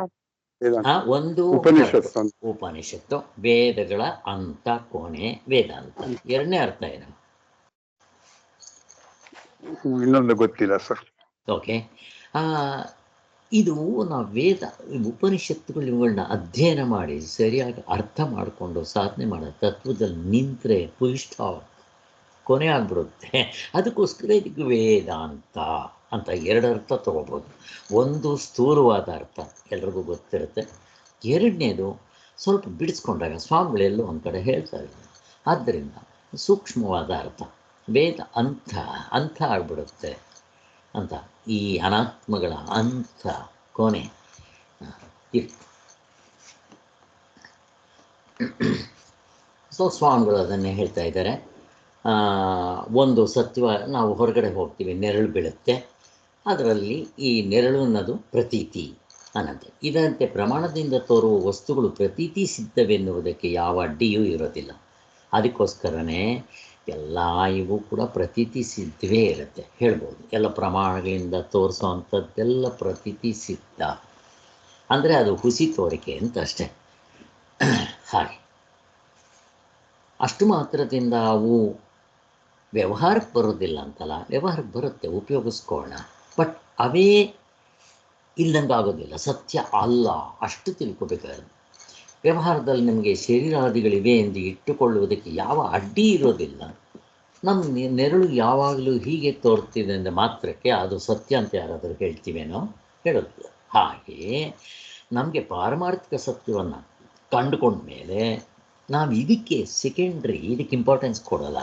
ಈಗ ನಮಗೇನಾಗಿದೆ, ಇದೇ ಇಂಪಾರ್ಟೆಂಟು. ಪರಮಾತ್ಮ ನಮ್ಮ ಅಕೌಂಟ್ನಲ್ಲೇ ಇಲ್ಲ. ನಿಮ್ಮ ಅಕೌಂಟ್ನಲ್ಲಿ ಪರಮಾತ್ಮ ಇದ್ದಾನೆಂದರೆ ಇಲ್ಲ, ಏನಿದೆ ಅಂತಂದರೆ ಎಲ್ಲ ಅನಾತ್ಮನೇ ಅಕೌಂಟು, ಹಾಗಾಗ್ಬಿಟ್ಟಿದೆ. ಆವಾಗ ಏನಾಗುತ್ತೆ, ಪರಮಾತ್ಮನ ಅಕೌಂಟ್ ಓಪನ್ ಮಾಡಿದಾಗ ಪೂರ್ತಿ ಅವನೇ, ಮಿಕ್ಕಿರೋದು ಝೀರೋ ಆಗಿಬಿಡುತ್ತೆ, ಆಗಬೇಕು. ಹಾಗಾಗುತ್ತೆ. ಶರೀರಾದಿಗಳು ಪ್ರತೀತಿ ಸಿದ್ಧವೆಂದೇ ಆಗಲಿ, ಅದಕ್ಕೆ ಪ್ರಮಾಣವೇನೂ ಇಲ್ಲ. ಪ್ರಮಾಣ ವ್ಯವಹಾರವೇ ಅವಿದ್ಯೆಯಿಂದ ಶರೀರಾದಿಗಳಿಗೂ ಆತ್ಮನಿಗೂ ಆಗಿರುವ ಪರಸ್ಪರ ಅಧ್ಯಾಸ ಕಾರಣದಿಂದ ಸೇಮ್ ಕಲಬೆರಕೆ ಇವೆಲ್ಲ ಆಗಿದೆ. ಈ ತಿಳುವಳಿಕೆಯನ್ನು ಅವಿದ್ಯೆ ಅಂತ ಹೇಳ್ತೀವಿ ಅಂತ. ಅದಕ್ಕೆ ಕೆಲವರು ಏನು ಮಾಡ್ತಾರೆ ಅಂದರೆ, ಸ್ವಾಮಿ ನೀವೇನಾದರೂ ಹೇಳಿ, ಅದನ್ನು ಯಾಕೆ ನೀವು ಭ್ರಾಂತಿ ಅಂತೀರಾ, ಮಿಥ್ಯಾಜ್ಞಾನ ಅಂತೀರಾ, ಹಾಗೆಲ್ಲ ಯಾಕೆ ಕರಿಬೇಕು ಅಂತ ಅವರು ಕೆಲವರು. ಅದಕ್ಕೋಸ್ಕರ ಈ ದೇಹಾದಿಗಳು ಅಂತವುಳ್ಳವುಗಳು ಎಂದರೆ ಪರಮಾರ್ಥದ ಜ್ಞಾನದಿಂದ ಬಾಧಿತವಾಗಿಬಿಡುತ್ತೆ. ಇಲ್ಲಿ ಶರೀರವನ್ನು ಕೊಲ್ಕೋಬೇಕಾಗಿಲ್ಲ, ಪ್ರಪಂಚವನ್ನು ಇಲ್ದಂಗೆ ಮಾಡ್ಕೋಬೇಕಾಗಿಲ್ಲ. ಗಾಢನಿದ್ರೆಯಲ್ಲಿ ಪ್ರಪಂಚ ಇರಲ್ಲ ಅಂದರೆ ಇದನ್ನು ಬೇರೆ ಮಾಡ್ಕೊಂಬಿಟ್ಟಿದ್ದಾರೆ ಇವಾಗ ಬಂದಿರೋ, ಹೊಸದಾಗಿ ಬಂದಿರೋರು. ಏನಂತ, ಮೋಕ್ಷ ಆಗಬೇಕಾದ್ರೆ ನೀವು ಸಾಯಬೇಕು ಅಂತ. ಸಾಯೋದು ಅಂದರೆ ಅದೇನೋ ಒಂದು ಕಾಯಿಲೆನಾ ಅಂತ. ಹಾಗೆ ಮೋಕ್ಷ ಅನ್ನೋದು ಒಂದು ಕಾಯಿಲೆನಾ? ನಾವು ಮೋಕ್ಷ ಆಗಬೇಕು ಅಂದರೆ ಸಾಯಬೇಕಂತೆ. ಹೋಗಲಿ, ನಾನು ಸಾಯ್ತೀನಿ, ಪ್ರಪಂಚ ಏನೇನು ಮಾಡ್ತೀರಾ, ಪ್ರಪಂಚ ಪ್ರಬಳಿಯೇ ಮಾಡ್ಕೊಂಬಿಡಿ ಸ್ವಾಮಿ, ಪ್ರಪಂಚ ಎಲ್ಲ ಇಲ್ದಂಗೆ ಅದನ್ನು ಮಾಡ್ಕೊಂಬಿಡಿ ಅಂತ. ನಾ ಮಾಡ್ಕೊಳಕ್ಕಾಗತ್ತಾ? ಹಾಗಾದರೆ ಪ್ರಪಂಚ ಎಲ್ಲ ಮಹಾಪ್ರಳಯ ಆಗುತ್ತಲ್ಲ, ಎಲ್ಲರೂ ಮುಕ್ತರಾಗ್ಬಿಡ್ತಾರಲ್ಲ ಆವಾಗ ಅಂತ ಪ್ರಶ್ನೆ ಎತ್ತುತ್ತಾರೆ. ಹಂಗೋ ಆಗೋದಿಲ್ಲ. ಆಗಿಬಿಟ್ರೆ ಅವಾಗ ಏನಾಗುತ್ತೆ, ಈ ಕೆಲವರು ಮಾಡಿರೋ ಸಾಲ ತೀರಿಸದೆ ಹಾಗೆ ಅಕೌಂಟ್ ಎಲ್ಲ ಕ್ಲೋಸ್ ಮಾಡ್ದಂಗೆ ಆಗಿಬಿಡುತ್ತೆ. ಹಂಗೆ ಸಾಧ್ಯ ಇಲ್ಲ ಅಂತ ಹೇಳ್ತಾರೆ. ಹಾಗೂ ಮಾಡೋಕ್ಕಾಗಲ್ಲ. ಫಸ್ಟ್ ಆಫ್ ಆಲ್ ಹೇಳಬೇಕು ಅಂತಂದರೆ ಇದು ಆಗೇ ಇಲ್ಲ. ಹೆಂಗೆ ಕೇಳ್ದಂಗೆ ಆಯಿತು ಇವರು ಅಂತಂದರೆ, ಸ್ವಾಮಿ ಆ ಹಾವು ಇಲ್ದಂಗೆ ಮಾಡಬೇಡ, ಸಾಯಿಸ್ಬೇಡ. ನಗ್ ಬರುತ್ತೆ ಇಲ್ವೋ ನಮಗೆ. ಫಸ್ಟ್ ಆಫ್ ಆಲ್ ಹಾವು ಇಲ್ಲಪ್ಪ, ಇಲ್ಲದೆ ಇರೋದನ್ನು ನೀವೇನು ಹೊಡೆಯೋಕ್ಕೆ ಹೋಗ್ತೀರಪ್ಪ, ಅದನ್ನು ಸಾಯಿಸೋಕ್ಕೆ ಹೋಗ್ತೀರಾ? ಹಾಗೆ ಈ ಶರೀರ ಇಲ್ದಂಗೆ ಮಾಡ್ಕೋಬೇಕು, ಮತ್ತು ಪ್ರಪಂಚ ಪ್ರವಿಳಯ ಮಾಡ್ಕೋಬೇಕು, ಆವಾಗ ಮೋಕ್ಷ ಆಗುತ್ತೆ. ಯಾಕೆ? ಆತ್ಮ ನಿಷ್ಪ್ರಪಂಚ, ಆಮೇಲೆ ಪ್ರಪಂಚ ಇಲ್ಲ. ಇವಾಗ ಪ್ರಪಂಚ ತೋರುತ್ತಲ್ಲ, ಏನು ಮಾಡಬೇಕು, ಪ್ರಪಂಚ ಇಲ್ದಂಗೆ ಮಾಡಿಕೊಳ್ರಿ. ಹುಚ್ಚು ಅಂತಾರೋ ಇಲ್ವೋ ಇದನ್ನು? ಇಲ್ಲದೇ ಇರೋದನ್ನು ಇಲ್ಲದೇ ಇರೋದು ಮಾಡ್ಕೊಳ್ಳೋದು ಎಂಥದ್ದು? ಕೆಲವರು ಹಾಗೆ ಹೇಳ್ತಾರಂತೆ. ಅದಕ್ಕೆ ಸ್ವಾಮಿಗಳು ಹೇಳ್ತಾರೆ, ಹೌದಪ್ಪ, ನೀನು ಸ್ವಪ್ನದಲ್ಲಿ ನೋಡ್ಕೊ, ಎಲ್ಲ ಇರುತ್ತೆ, ಅವಸ್ಥೆಗಳಿದೆ, ಅವಸ್ಥೆ ಒಳಗಡೆ ಅರ್ಧ ಡಜನ್ ಇದೆ. ಈ ದೇಹಾದಿಗಳು ಮಾಯೆಯಿಂದ ತೋರ್ತಾ ಇರುತ್ತೆ. ಈ ದೇಹಾದಿಗಳು ತತ್ಕಾಲಕ್ಕೆ ಅಲ್ಲೂ ಕೂಡ ನಿಜ ಅಂತ ತೋರ್ತಾ ಇರುತ್ತೆ. ಇವುಗಳೆಲ್ಲ ಹಾಗೆಯೇ ಇಲ್ಲಿ ಹೇಗೆ ತೋರುತ್ತೋ ಅಲ್ಲೂ ಅಷ್ಟೇ ಸ್ಪಷ್ಟವಾಗಿ ತೋರ್ತಾ ಇರುತ್ತೆ. ಹಾಗೆ ಎದ್ಮೇಲೆ ನೀನು ಯಾಕೆ ಅದನ್ನು ಸತ್ಯ ಅಂತ ಅನ್ನಲ್ಲ ಅನ್ನು ನೋಡೋಣ. ಎಲ್ಲಿ ಸ್ವಾಮಿ, ಎದ್ಮೇಲೆ ಇರೋದಿಲ್ಲ ಸ್ವಾಮಿ. ಹಾಗೆಯೇ ನಿನಗೆ ಜ್ಞಾನ ಆಯಿತು ಅಂದರೆ, ನಿನಗೆ ಹಗ್ಗ ಕಂಡಿದ ತಕ್ಷಣ ಹಾವಿಲ್ಲ ಅಂತ ಸ್ಪಷ್ಟವಾಗಿ ಗೊತ್ತಾಗುತ್ತೆ. ಮತ್ತು ಓಡ್ ಬಂದರೆ ಆ ಪ್ರಶ್ನೆನೇ ಬರೋಲ್ಲ. ಯಾಕೆ ಮೊದಲೂ ಇರಲಿಲ್ಲ ಅನ್ನೋ ಅನುಭವ ಬರಬೇಕು ನೋಡ್ರಿ ಇದರಲ್ಲಿ. ಇದು ದೇಹಾದಿಗಳು ಸತ್ಯ, ನೆರಳು ಮುಂತಾದವುಗಳು ಬರೀ ತೋರಿಕೆ ಅಂತ ನಾವು ವ್ಯವಹಾರ ಮಾಡ್ತಾ ಇದ್ದೀವಿ. ಆ ನೆರಳನ್ನ ಯಾರಾದರೂ ಸತ್ಯ ಅಂತಾರೇನೋ? ಸ್ವಾಮಿ ಆ ನೆರಳನ್ನ ಯಾವಾಗ ಕೊಲ್ಲ ಸ್ವಾಮಿ, ನನಗೆ ಭಯ ಆಗುತ್ತೆ ಅಂತ ಯಾರಾದರೂ ಹೇಳ್ತಾರೇನೋ? ಇಲ್ಲ. ಮಾಯೆಯಿಂದ ಕಲ್ಪಿಸಿದ ಪದಾರ್ಥಗಳು ಮಾಯೆ. ನಿಜವಾಗ್ಲೂ ಇಲ್ಲದೆ ಇರೋ ಪದಾರ್ಥಗಳು ಅದೃಶ್ಯವಾಗಿ ಬಿಡುವಂತೆಯೇ ಇದೇ ದೇಹಾದಿಗಳೇ ಆತ್ಮಸತ್ಯತ್ವ ಜ್ಞಾನದಿಂದ ಬಾಧಿತವಾಗ್ಬಿಡುತ್ತೆ. ನೀವೇನು ಕೊಲ್ಲೋದು ಬೇಡ, ಏನು ಬೇಡ. ಹಗ್ಗ ಕಂಡ್ರೆ ಹೇಗೆ ಹಾವಿರಲ್ವೋ, ನೀವು ನಿಜವಾದ ನಿಮ್ಮ ಸ್ವರೂಪವನ್ನು ಕಂಡುಕೊಂಡ್ರೆ ಎಲ್ಲಿ? ನಿದ್ದೆಯಲ್ಲ, ಸಮಾಧಿಯಲ್ಲ, ಎಚ್ಚರದಲ್ಲಿ. ಯಾಕೆ? ಎಚ್ಚರನೇ ನಮಗೆ ಪ್ರಾಮಿನೆಂಟು. ಕನಸಿನಲ್ಲಿ ಮಾಡ್ಕೊಳ್ಳೋಕ್ಕಾಗಲ್ಲ, ನಿದ್ದೆಯಲ್ಲಂತೂ ಮಾಡ್ಕೊಳ್ಳೋಕೆ ಆಗೋದೇ ಇಲ್ಲ. ಅಲ್ಲಿ ಗುರು ಶಿಷ್ಯ ಎಲ್ಲ ಅಲ್ಲಿ ಯಾರು ಬಂದು ಹೇಳ್ಕೊಡೋದಾಗತ್ತೆ? ಆಗಲ್ಲ. ಆದ್ದರಿಂದ ಇಲ್ಲೇ ಮಾಡ್ಕೋಬೇಕು. ಮಾಡ್ಕೊಂಡಿದ್ದ ತಕ್ಷಣ ನಮಗೆ ಗೊತ್ತಾಗುತ್ತೆ ಅವೆಲ್ಲ ಹುಸಿ ಬಿಸಿಲು ಕುದುರೆ ಥರ ಅಂತ ನಮಗೆ ಸ್ಪಷ್ಟವಾಗಿ ಅರ್ಥ ಆಗ್ಬಿಡುತ್ತೆ. ಹಾಗೆ ಸ್ವಾಮಿಗಳು ಕೆಲವು ಎಕ್ಸಾಂಪಲ್ ಕೊಡ್ತಾರೆ. ಒಂದು ಸಾರಿ ಏನು ಮಾಡ್ತಾರೆ, ಸ್ವಾಮಿ 2000 ರೂಪಾಯಿ ನೋಟು ಈ ಥರ ಡೇಟ್, ಇನ್ನೊಂದು 4 ತಿಂಗಳಲ್ಲಿ ನೀವೆಲ್ಲ ಎಕ್ಸ್ಚೇಂಜ್ ಮಾಡ್ಕೊಂಬಿಡ್ರಿ, ಮಾಡ್ಕೊಡದೇ ಇದ್ದರೆ ಅದಕ್ಕೆ ಬೆಲೆ ಇಲ್ಲ ಪೇಪರ್ ಅಂತ ಹೇಳ್ತಾರೆ ಅಂತ ಇಟ್ಕೊಳ್ರಿ. ಆವಾಗ ಏನು ಮಾಡ್ತೀವಿ? ಆವಾಗ ಎಲ್ಲ ನಾವು ಎಕ್ಸ್ಚೇಂಜ್ ಮಾಡ್ಕೊತೀವಿ. ಎಷ್ಟೋ ಸಾರಿ ಏನಾಗ್ಬಿಡುತ್ತೆ, ಆ ಕೆಲವು ನೋಟ್ಗಳು ನಮ್ಮ ಅಮೇರಿಕಾದಲ್ಲಿ ನಮ್ಮ ಮಕ್ಕಳ ಹತ್ರ ಉಳ್ಕೊಂಬಿಟ್ಟಿರುತ್ತೆ. ಕೆಲವು ಅವಾಗೇನು ಮಾಡೋಕ್ಕೆ ಬರೋಲ್ಲ, ಅದು ಹೋದಂಗೆ ಆಗುತ್ತೆ ಅಂತ. ಆ ಥರ ಹೇಳಿದರೆ ಆ ಪರಮಾರ್ಥ ಜ್ಞಾನ ಉಂಟಾದ ಬಳಿಕ ಅವು ಮಿಥ್ಯೆ ಆಗಿಬಿಡುತ್ತೆ ಅಂತ. ಕೆಲವರು ಏನು ಹೇಳ್ತಾರೆ, ಆಗಲಿ ಸ್ವಾಮಿ, ಆ ನೋಟು ಹೋಗದೇ ಇದ್ದರೆ ಹೋಗಲಿ. ಹಿಂದಿನ ಕಾಲದಲ್ಲಿ ಬೆಳ್ಳಿನಲ್ಲಿ ಮಾಡ್ತಾಯಿದ್ರು ನೋಡ್ರಿ, ಆ ಜನ ಹೆಂಗೆ ಯೋಚನೆ ಮಾಡ್ತಾರೆ ಅಂತ. ಈ ಬೆಳ್ಳಿದು ಆ ಕಾಯಿನ್ನು ಹೋಗಲಿಲ್ಲ ಅಂತ ಇಟ್ಕೊಳ್ರಿ, ಹೋಗಲ್ಲ ಅಂತಂದ್ರೆ ಅಂತ ಇಟ್ಕೊಳ್ರಿ, ಈಗ ಅದಕ್ಕೆ ಬೆಲೆ ಇಲ್ಲ, 1 ರೂಪಾಯಿನ ಬೆಲೆ ಇಲ್ಲ ಅಂತ ಇಟ್ಕೊಳ್ರಿ.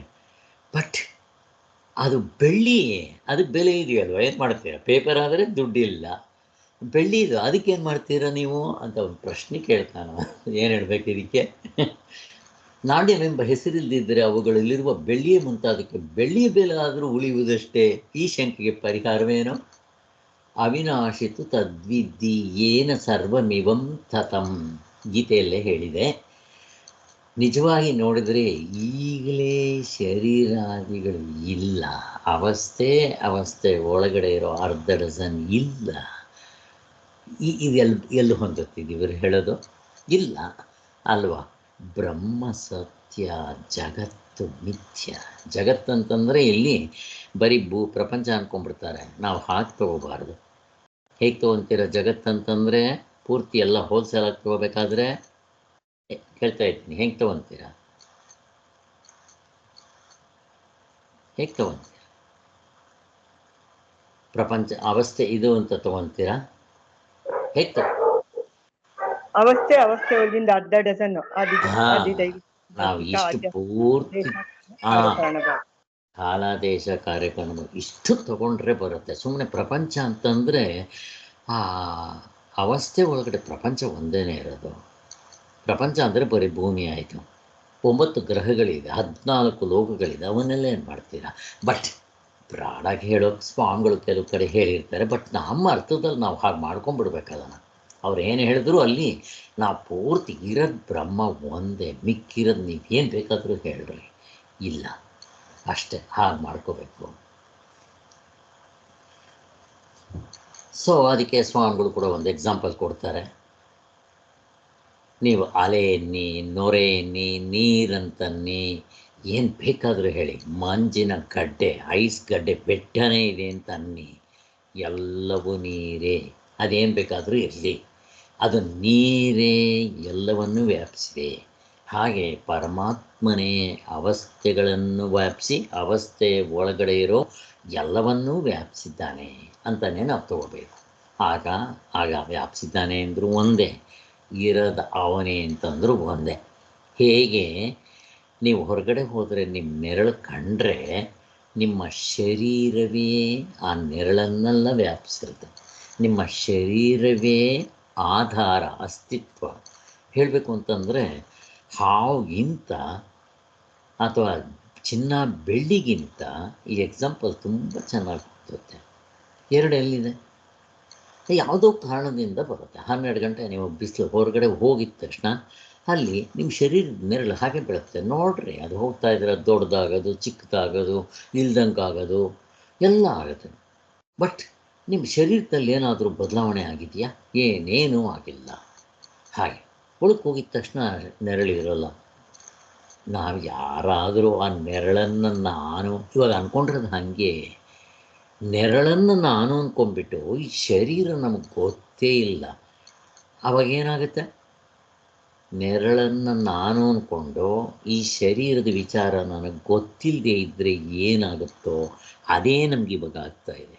ಏನಾಗುತ್ತಲ್ಲಿ? ಯಾರಾದರೂ ಅಕಸ್ಮಾತ್ ನಾನು ಮನೆಯಿಂದ ಬಂದೆ, ನೆರಳನ್ನು ನಾನು ಅಂದ್ಕೊಂಡಿದ್ದೆ, ನಾನು ಹುಟ್ಟಿದೆ, ಕೇಕ್ ಕಟ್ ಮಾಡ್ರಿ. ಈಗ ನೆರಳು ಮೇಲೆ ಯಾರೋ ಉಗಿದ್ರು, ಈ ಕೋಪ ಬರುತ್ತೆ ನನಗೆ, ಜಗಳ ಆಡಬೇಕು. ಈಗ ನೆರಳು ದೊಡ್ಡದಾಯಿತು, ನಾನು ಬೆಳೆದೆ, ಚಿಕ್ಕದಾಯಿತು, ನಾನು ಸಣ್ಣದಾದೆ, ವಯಸ್ಸಾದೆ, ಬದಲಾವಣೆ ಆದೆ. ಅದರ ಮೇಲೆ ಒಂದು ವೆಹಿಕಲ್ ಹೊರಟೋಯ್ತಪ್ಪ ನೆರಳು ಮೇಲೆ, ಅಯ್ಯಯ್ಯೋ ನಾನು ಸತ್ತೋದೆ ಅಂತ ಅಳ್ತೀವಿ. ಈಗ ನಮ್ಗೆ ಹಾಗೇ ಆಗಿದೆ. ಸೊ ಅಲ್ಲಿ ನಾವು ಯಾರೂ ಮಾಡ್ಕೊಳ್ಳಲ್ಲ. ಅಲ್ಲಿ ನೆರಳು ತೋರ್ತಾ ಇದೆಯೋ ಇಲ್ವೋ? ತೋರ್ತಾ ಇದೆ. ಮತ್ತು ಮಾಡ್ಕೊಳ್ರಿ ಇವಾಗ ಅದನ್ನು ನಾನು ಅಂತ. ಯಾವ ದಡ್ಡರು ಹೆಂಗೋ ಗೊತ್ತಿಲ್ಲ, ಯಾರೂ ಮಾಡ್ಕೊಳಕ್ಕೆ ಹೋಗಲ್ಲ ನೆರಳನ್ನ. ಗೊತ್ತಿರುತ್ತೆ. ಮೊದಲು ಮಕ್ಕಳು ಟೋಪಿ ಬೀಳ್ತಾರೆ. ನನ್ನ ಮೊಮ್ಮಗ ಟೋಪಿ ಬೀಳ್ತಾ ಇದ್ದ, ಆ ನೆರಳಂದಿದ್ದ ತಕ್ಷಣ ಅಯ್ಯೋ ಇನ್ಯಾರೋ ಒಂದು ಜೊತೆ ಮಗು ಇದೆ ಅಂತೇಳಿ ಆಡೋಕ್ಕೆ ಹೋಗೋದು, ಇಟ್ಕೊಳಕ್ಕೆ ಹೋಗೋದು, ಏನೇನೋ ಮಾಡ್ತಾಯಿದ್ದ. ಇವಾಗ ಮಾಡ್ತಾನ ಅವನು ಆ ಥರ. ಹಾಗೆ ನಮಗೆ ಹೇಗೆ ನಮಗೆ ಶರೀರ ಸತ್ಯ, ನೆರಳು ಸತ್ಯ ಅಲ್ಲ, ಆದರೂ ತೋರ್ತಾ ಇದೆ, ದೊಡ್ಡದಾಗುತ್ತೆ, ಹುಟ್ಟಿದಂಗಾಗುತ್ತೆ, ಬೆಳೆದಂಗಾಗುತ್ತೆ. ಅದನ್ನು ನಾನು ಅಂದ್ಕೊಂಡ್ಬಿಟ್ರೆ ಇಷ್ಟು ರಾಮಾಯಣ ಆಗುತ್ತೆ ನೋಡ್ರಿ. ಈಗ ಈ ಶರೀರವನ್ನು ನಾನು ಅಂದ್ಕೊಂಡಿದ್ದೀನಿ, ಶರೀರವೂ ಕೂಡ ನಾನಲ್ಲ. ಮತ್ತಿನ್ಯಾವುದು? ಈ ಶರೀರಕ್ಕೆ ಹಿಂತರಿಕೆ, ಇದಕ್ಕೆ ಆಧಾರವಾಗಿರೋ ಆತ್ಮಸ್ವರೂಪವೇ ನನ್ನ ನಿಜವಾದ ಸ್ವರೂಪ ಅಂತ ಸಾರ್ವತ್ರಿಕ ಪೂರ್ಣಾನುಭವದಿಂದ ನಮಗೆ ಸ್ಪಷ್ಟವಾಗಿ ತೋರಿಸಿದ್ದಾರೆ. ಆದರೂ ಯಾಕೋ ಆ ತತ್ವದಲ್ಲಿ ನೆಲೆ ನಿಲ್ಲಕ್ಕಾಗ್ತಾ ಇಲ್ವಲ್ಲ? ಯಾಕೆ? ಅಂತಃಕರಣದಲ್ಲಿ ಆ ಮನಸ್ಸು ಇನ್ನೂ ಶುದ್ಧಿಯಾಗಿಲ್ಲ ಅನ್ನೋದು ತೋರಿಸ್ಕೊಳುತ್ತೆ. ಆದ್ದರಿಂದ ದೇಹಾದಿ ಜ್ಞಾನವು ಮಿಥ್ಯೆ ಎಂದದ್ದು ಸರಿಯಾಗಿದೆ.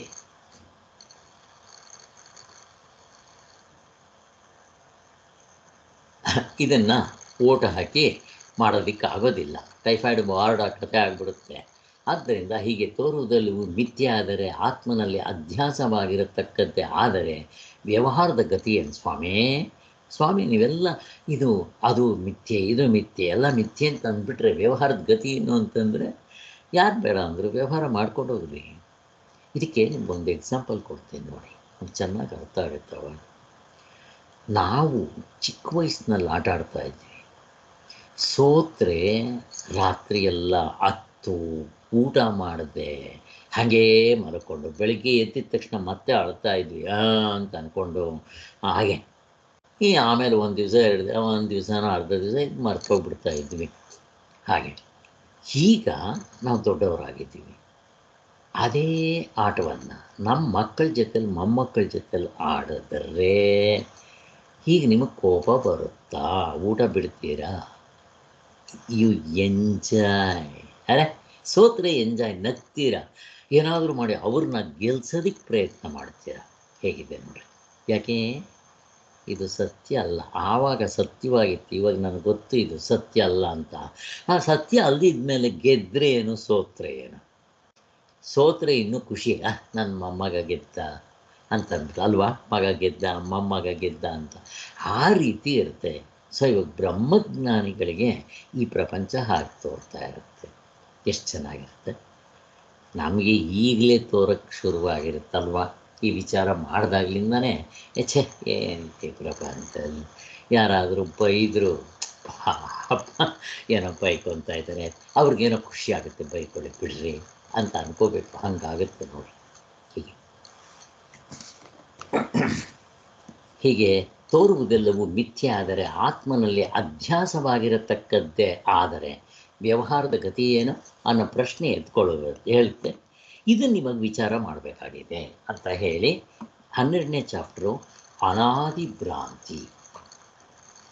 ಈ ಭ್ರಾಂತಿ ಅಂತನ್ನೋದು ತುಂಬ ಹಳೇದು. ಅನಾದಿ, ಯಾವಾಗಾಯಿತೋ, ಹೇಗಾಯಿತೋ, ಎಲ್ಲಾಯಿತೋ, ಯಾಕಾಯಿತೋ ಗೊತ್ತಿಲ್ಲ.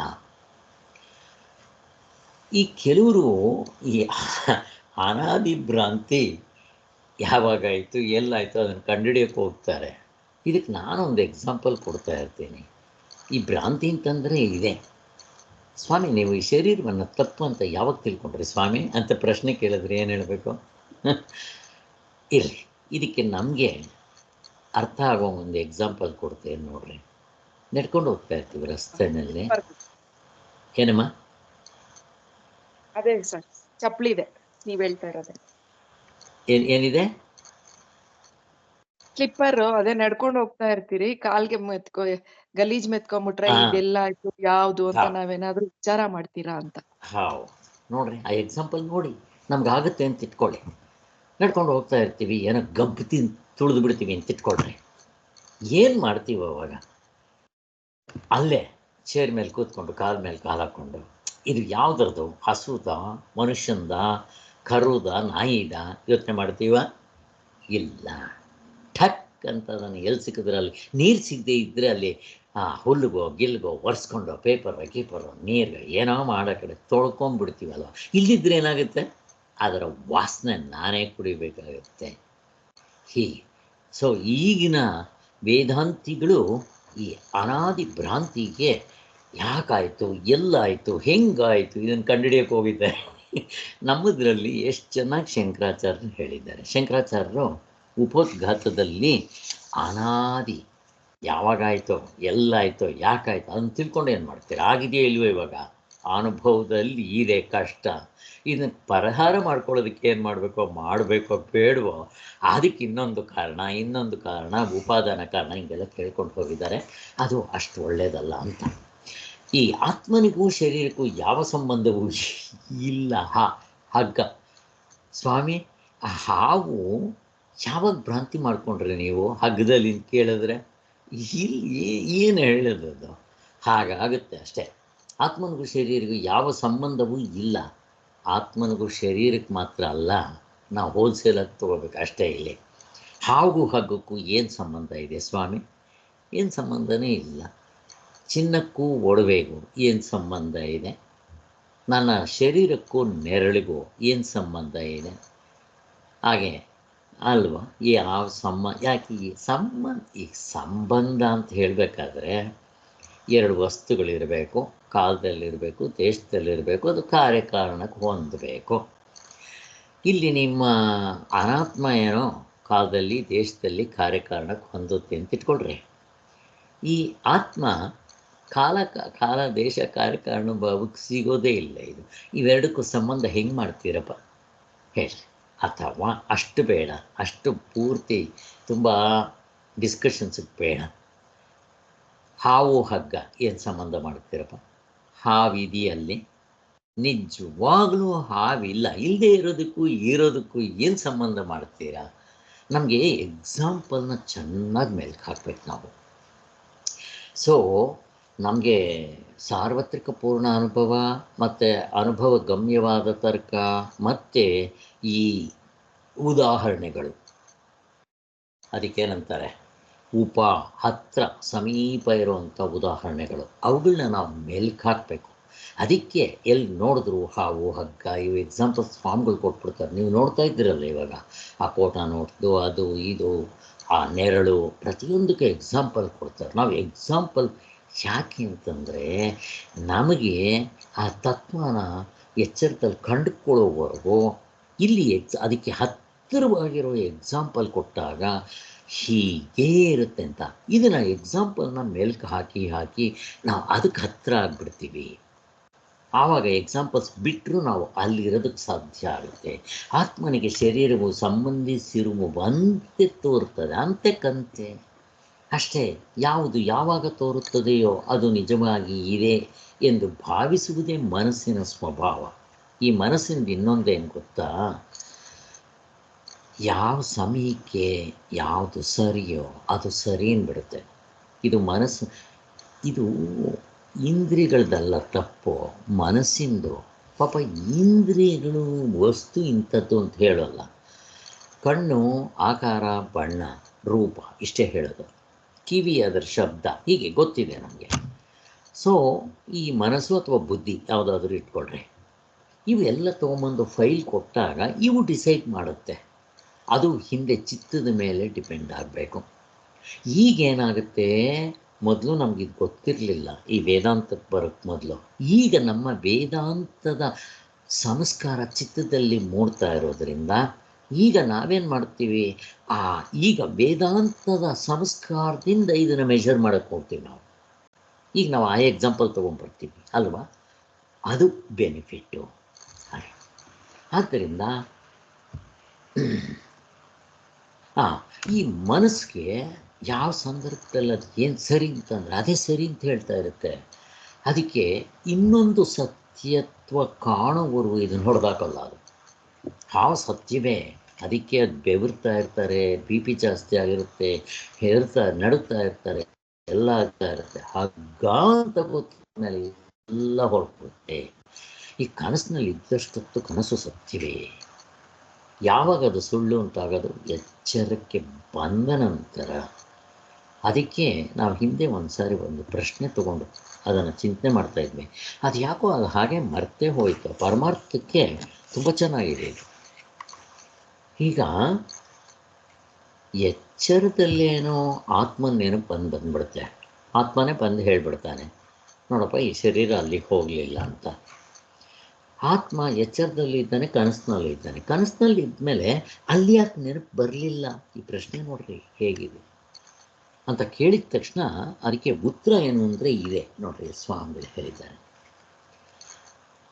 ಯಾವುದು ಯಾವಾಗ ತೋರುತ್ತದೆಯೋ ಅದು ನಿಜವಾಗಿದೆ ಅಂತ ಭಾವಿಸುವುದೇ ಮನಸ್ಸಿನ ಸ್ವಭಾವ. ಇದು ಇದೆಯೋ ಇಲ್ಲವೋ ಎಂಬ ಸಂಶಯವು ವಸ್ತು ಮೊದಲು ತೋರಿಕೊಂಡಾಗ ಬರದೇ ಇಲ್ಲ.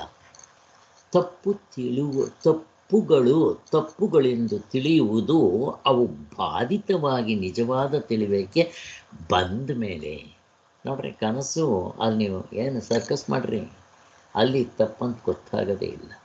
ಈ ಮನಸ್ಸಿಂದ ಅದೊಂದು ಸ್ವಭಾವ. ಅದಕ್ಕೋಸ್ಕರ ಅಲ್ಲಿ ಆತ್ಮನಾಗಿದ್ದರೂ, ಈಗ ನಾವು ಆತ್ಮನಾಗಿದ್ದೀವಿ, ಮತ್ತು ಆತ್ಮ ಹೇಳ್ಬಿಡ್ಬೇಕಾಗಿತ್ತಲ್ಲ, ಇಲ್ಲೇ ನಾವು ನಂಬಿಟ್ವಾ? ಈಗ ಇಲ್ಲಿ ಆತ್ಮ ಇಲ್ವಾ? ಇದ್ದಾನೆ ಎಚ್ಚರದಲ್ಲಿ.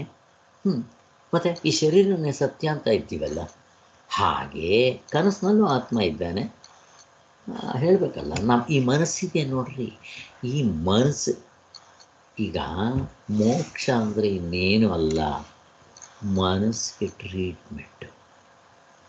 ಮನಸ್ಸು ತಪ್ಪಾಗಿ ತಿಳ್ಕೊಂಡಿದೆ, ಅಪ್ಪ ನೀನು ತಿಳ್ಕೊಂಡ್ರೆ ತಪ್ಪು ಕೊಣೋ ಅಷ್ಟೇ. ಅಲ್ಲಿನ ಹೊಸದಾಗಿ ನೀವು ಹಗ್ಗವನ್ನು ಸೃಷ್ಟಿ ಮಾಡಬೇಕಾಗಿಲ್ಲ, ಹಾವನ್ನು ಇಲ್ದಂಗೆ ಮಾಡಬೇಕಾಗಿಲ್ಲ.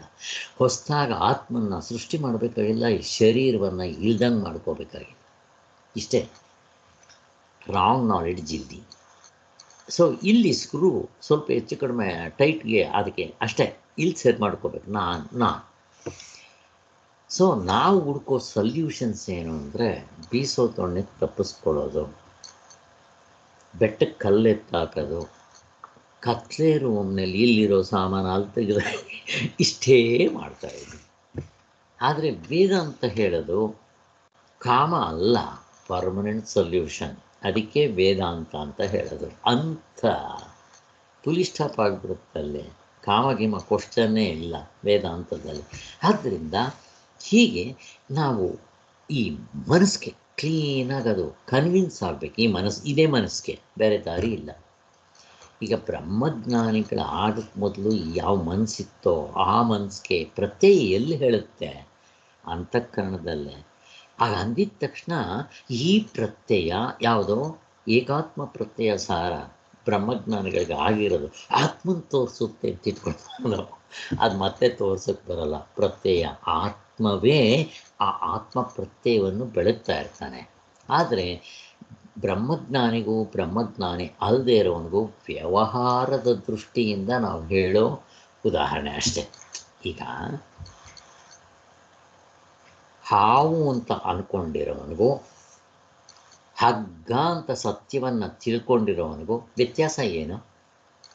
ಅವನಿಗೆ ಹಾವಿನ ಪ್ರತ್ಯಯ ಇರುತ್ತೆ, ಇವನಿಗೆ ಹಗ್ಗದ ಪ್ರತ್ಯಯ ಆಗಿರುತ್ತೆ. ಇಷ್ಟೇ ವ್ಯತ್ಯಾಸ ಅಷ್ಟೆ. ಅವನಿಗೂ ಮೊದಲು ಹಾವಿನ ಪ್ರತ್ಯಯ ಇತ್ತು, ಬಟ್ ಅದು ಸುಳ್ಳು ಅಂತ ಹೊಡೆದಾಗಿ. ಅದಕ್ಕೆ ನೋಡ್ರಿ, ಈಗ ಅವನಿಗೆ ಸರಿಯಾದ ಪ್ರತ್ಯಯ ಬಂದ ಮೇಲೆ ಈ ಪ್ರತ್ಯಯನ ಹೊಡೆದಾಗುತ್ತೆ. ಈಗ ಅವನೇನು ಮಾಡ್ತಾನೆ? ಹಾವಲ್ಲ ಹಗ್ಗ ಅಂತ ಇಟ್ಕೊತಾನೆ. ಅಲ್ಲಿಗೆ ಪ್ರಾತಿಭಾಸಿಕ ಸತ್ಯ ತಪ್ಪಿಸ್ಕೊಂಡ, ವ್ಯಾವಹಾರಿಕ ಸತ್ಯ ಇದೆಯೋ ಇಲ್ವೋ ಅದೇ ಸತ್ಯ ಅನ್ಕೊತಾನೆ. ನಮಗೆ ವೇದಾಂತ ಇನ್ನೂ ಒಂದು ಸ್ಟೆಪ್ ಮುಂದಕ್ಕೆ ಕರ್ಕೊಂಡು ಹೋಗುತ್ತೆ. ಅಪ್ಪ ಇದು ಕೂಡ ಸತ್ಯ ಅಲ್ಲ ಕಣೋ, ಇದು ವ್ಯವಹಾರಕ್ಕೆ ಮಾತ್ರ. ಆದರೆ ಇದರ ಹಿಂದೆಗಡೆ ಇನ್ನೊಂದು ಸತ್ಯ ಇದೆ, ಪಾರಮಾರ್ಥಿಕ ಸತ್ಯ ಅಂತ. ಎಲ್ಲ ಎಲ್ಲಿ ಚೇಂಜಸ್ ಆಗೋದು? ಇಲ್ಲೇ ಮನಸ್ಸಿನಲ್ಲೇ. ಬಟ್ ಆ ವಸ್ತು ಇರೋದು ಹಾಗೆ, ಸುಮ್ಮನೆ ನೀವು ವಸ್ತು ಇಲ್ಲದೆ ನೀವು ಮನಸ್ಸಿನಲ್ಲಿ ಚೇಂಜ್ ಮಾಡ್ಕೊಳ್ಳೋಕೆ ಬರೋಲ್ಲ. ಇಲ್ಲ. ಸೊ ಹೀಗೆಲ್ಲ ಹೇಳ್ತಾ ಇದ್ದಾರೆ. ಇದೊಂದು ಇಂಪಾರ್ಟೆಂಟ್ ಎಂಬುದು ಲೋಕದಲ್ಲಿ ಪ್ರಸಿದ್ಧ. ಒಂದು ತಪ್ಪು ಹೋಗಿ ಮತ್ತೊಂದು ತಪ್ಪು ತಿಳುವಳಿಕೆ ಬಂದರೂ ಈಗಿನದು ಸರಿಯಾದ ತಿಳುವಳಿಕೆ ಎಂದು ನಾವುಗಳು ಭಾವಿಸ್ತಾ ಇರ್ತೇವೆ. ಮನಸ್ಸಿನ ಬಲವೇ ಆ ಕಡೆಗಿರುತ್ತೆ. ನೋಡ್ರಿ, ಪ್ರಾತಿಭಾಸಿಕ ಸತ್ಯ ಹೊಡೆದಾಕ್ದೆ, ವ್ಯಾವಹಾರಿಕ ಸತ್ಯ ಹಿಡ್ಕೊಂಡೆ, ವ್ಯಾವಹಾರಿಕ ಸತ್ಯ ಹೋಯಿತು, ಪಾರಮಾರ್ಥಿಕ ಸತ್ಯ ಬಂತು, ವ್ಯಾವಹಾರಿಕ ಸತ್ಯ ಹೊಡೆದಾಕ್ದೆ, ಈಗ ಪಾರಮಾರ್ಥಿಕ ಸತ್ಯ ಬಂತು. ನಿಮಗೆ ಪ್ರಶ್ನೆ ಕೇಳ್ತಾ ಇದ್ದೀನಿ, ಪಾರಮಾರ್ಥಿಕ ಸತ್ಯನ ಹೊಡೆದಾಕೋದು ಇನ್ನೊಂದು ಬಂದರೆ ಇದು ಹೊರಟೋಗ್ಬಿಡುತ್ತಲ್ವಾ? ಪ್ರಶ್ನೆ ಏನು ಹೇಳ್ತೀರಾ? ಇನ್ನೊಂದು ಇಲ್ಲ ಸರ್, ಅದೇ ಸರ್ ಇರೋದು. ನೀವು ಹೇಳ್ತೀರಾ, ಹೆಂಗೆ ನಂಬಲಿ? ಇರೋದು ಆತ್ಮ ಸ್ವರೂಪನೇ, ಅದೇ ಇರೋದು. ನೀವು ಹೇಳ್ತೀರಾ. ಯಾಕೆ ಇವಾಗ ಪ್ರಾತಿಭಾಸಿಕ ಸತ್ಯ ಹೊಡೆದಾಕ ವ್ಯಾವಹಾರಿಕ ಸತ್ಯ ಅಂತಂದರೆ, ಹಾಗೆ ನಾನು ಹೇಳ್ತೇನೆ ವ್ಯಾವಹಾರಿಕ ಸತ್ಯನೇ ಸಾರು ಇರೋದು, ಬೇರೆದು ಯಾವುದು ಇಲ್ಲ ಅಂತ. ಈಗ ಹೊಡೆದಾಕಿದ್ರೆ ಪಾರಮಾರ್ಥಿಕ ಸತ್ಯ ಅಂದರೆ ಅದಲ್ಲ ಆನ್ಸರ್. ಮತ್ತೇನು? ಅದು ಇಲ್ದಂಗ ಆಗಲ್ಲ, ಬದಲಾವಣೆ ಆಗಲ್ಲ, ಸತ್ಯವಾಗಿರುತ್ತೆ.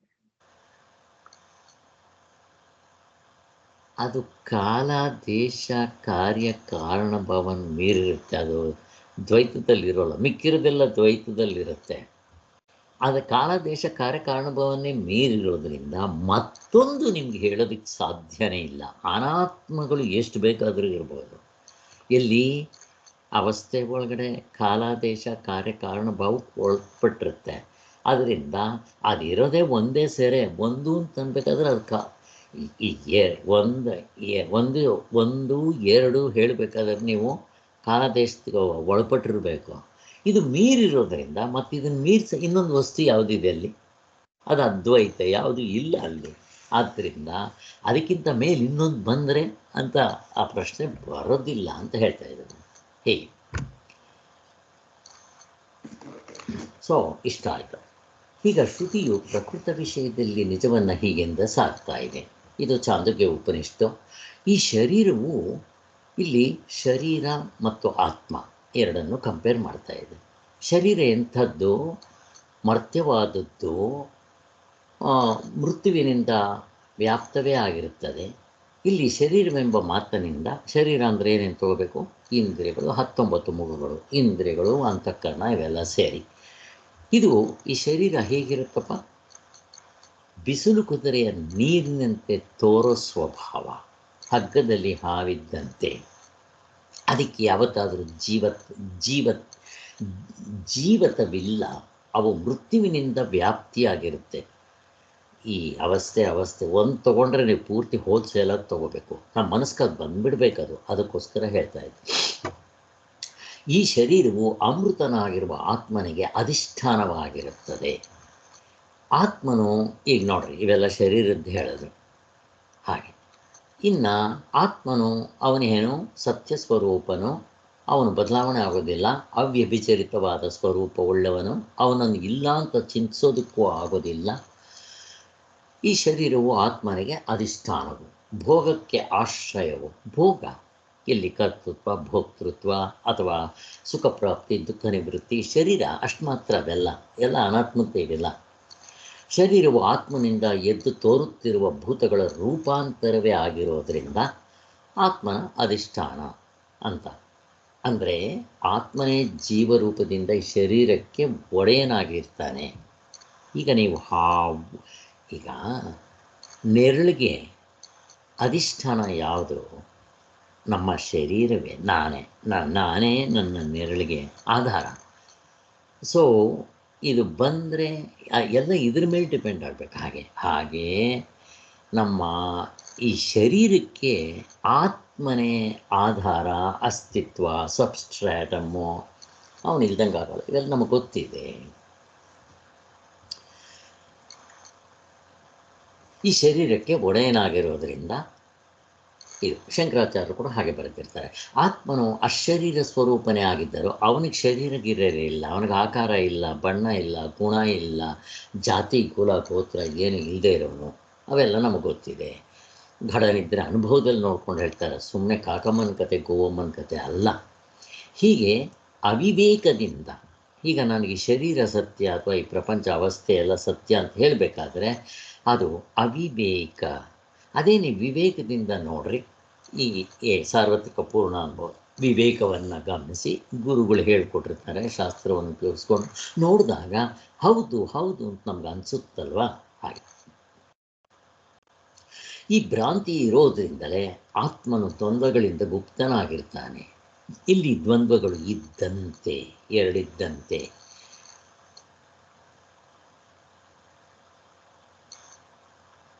ಅದಕ್ಕೋಸ್ಕರ ಆತ್ಮನಿಗೂ ಶರೀರಕ್ಕೂ ಯಾವ ಸಂಬಂಧ ಇದೆ, ಯಾವ ಸಂಬಂಧನೂ ಇಲ್ಲ ಅಂತ ಹೇಳ್ತಾ ಇದ್ದಾರೆ.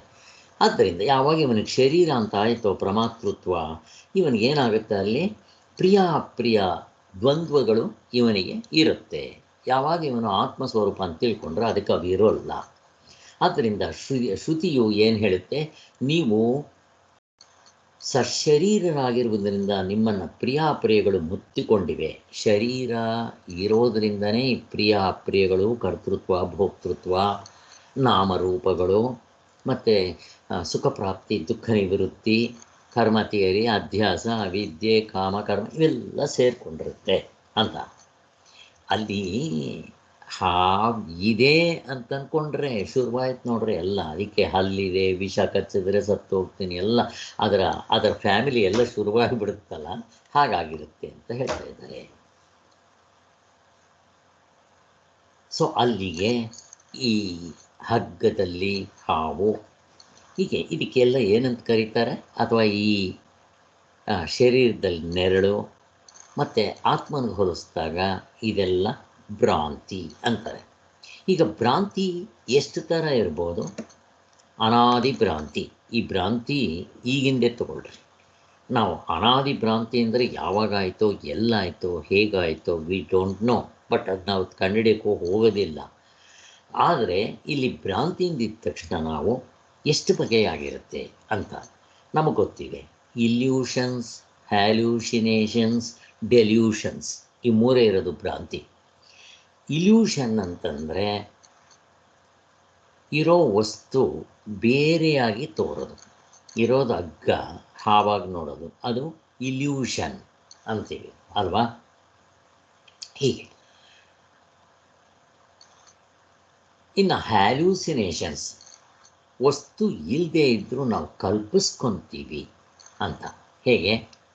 ಮನೆಯಲ್ಲಿ ದೆವ್ವ ಇದೆ ಅಂತ ಒಬ್ಬರೇ ಇದ್ದಾಗ ಈ ಹ್ಯಾಲ್ಯೂಸಿನೇಷನ್ ಶುರುವಾಗುತ್ತೆ. ಅಯ್ಯೋ ದೆವ್ವ ಇದೆ ಅಂತ ಭಾವನೆ ಮಾಡ್ಕೊಳ್ಳೋದು. ಒಂದು ಸಾರಿ ಸ್ವಾಮಿಗಳು ಈ ಸರ್ವಸಮ್ಮತೋಪದೇಶಗಳಲ್ಲಿ ಬರ್ತಿದ್ದಾರೆ.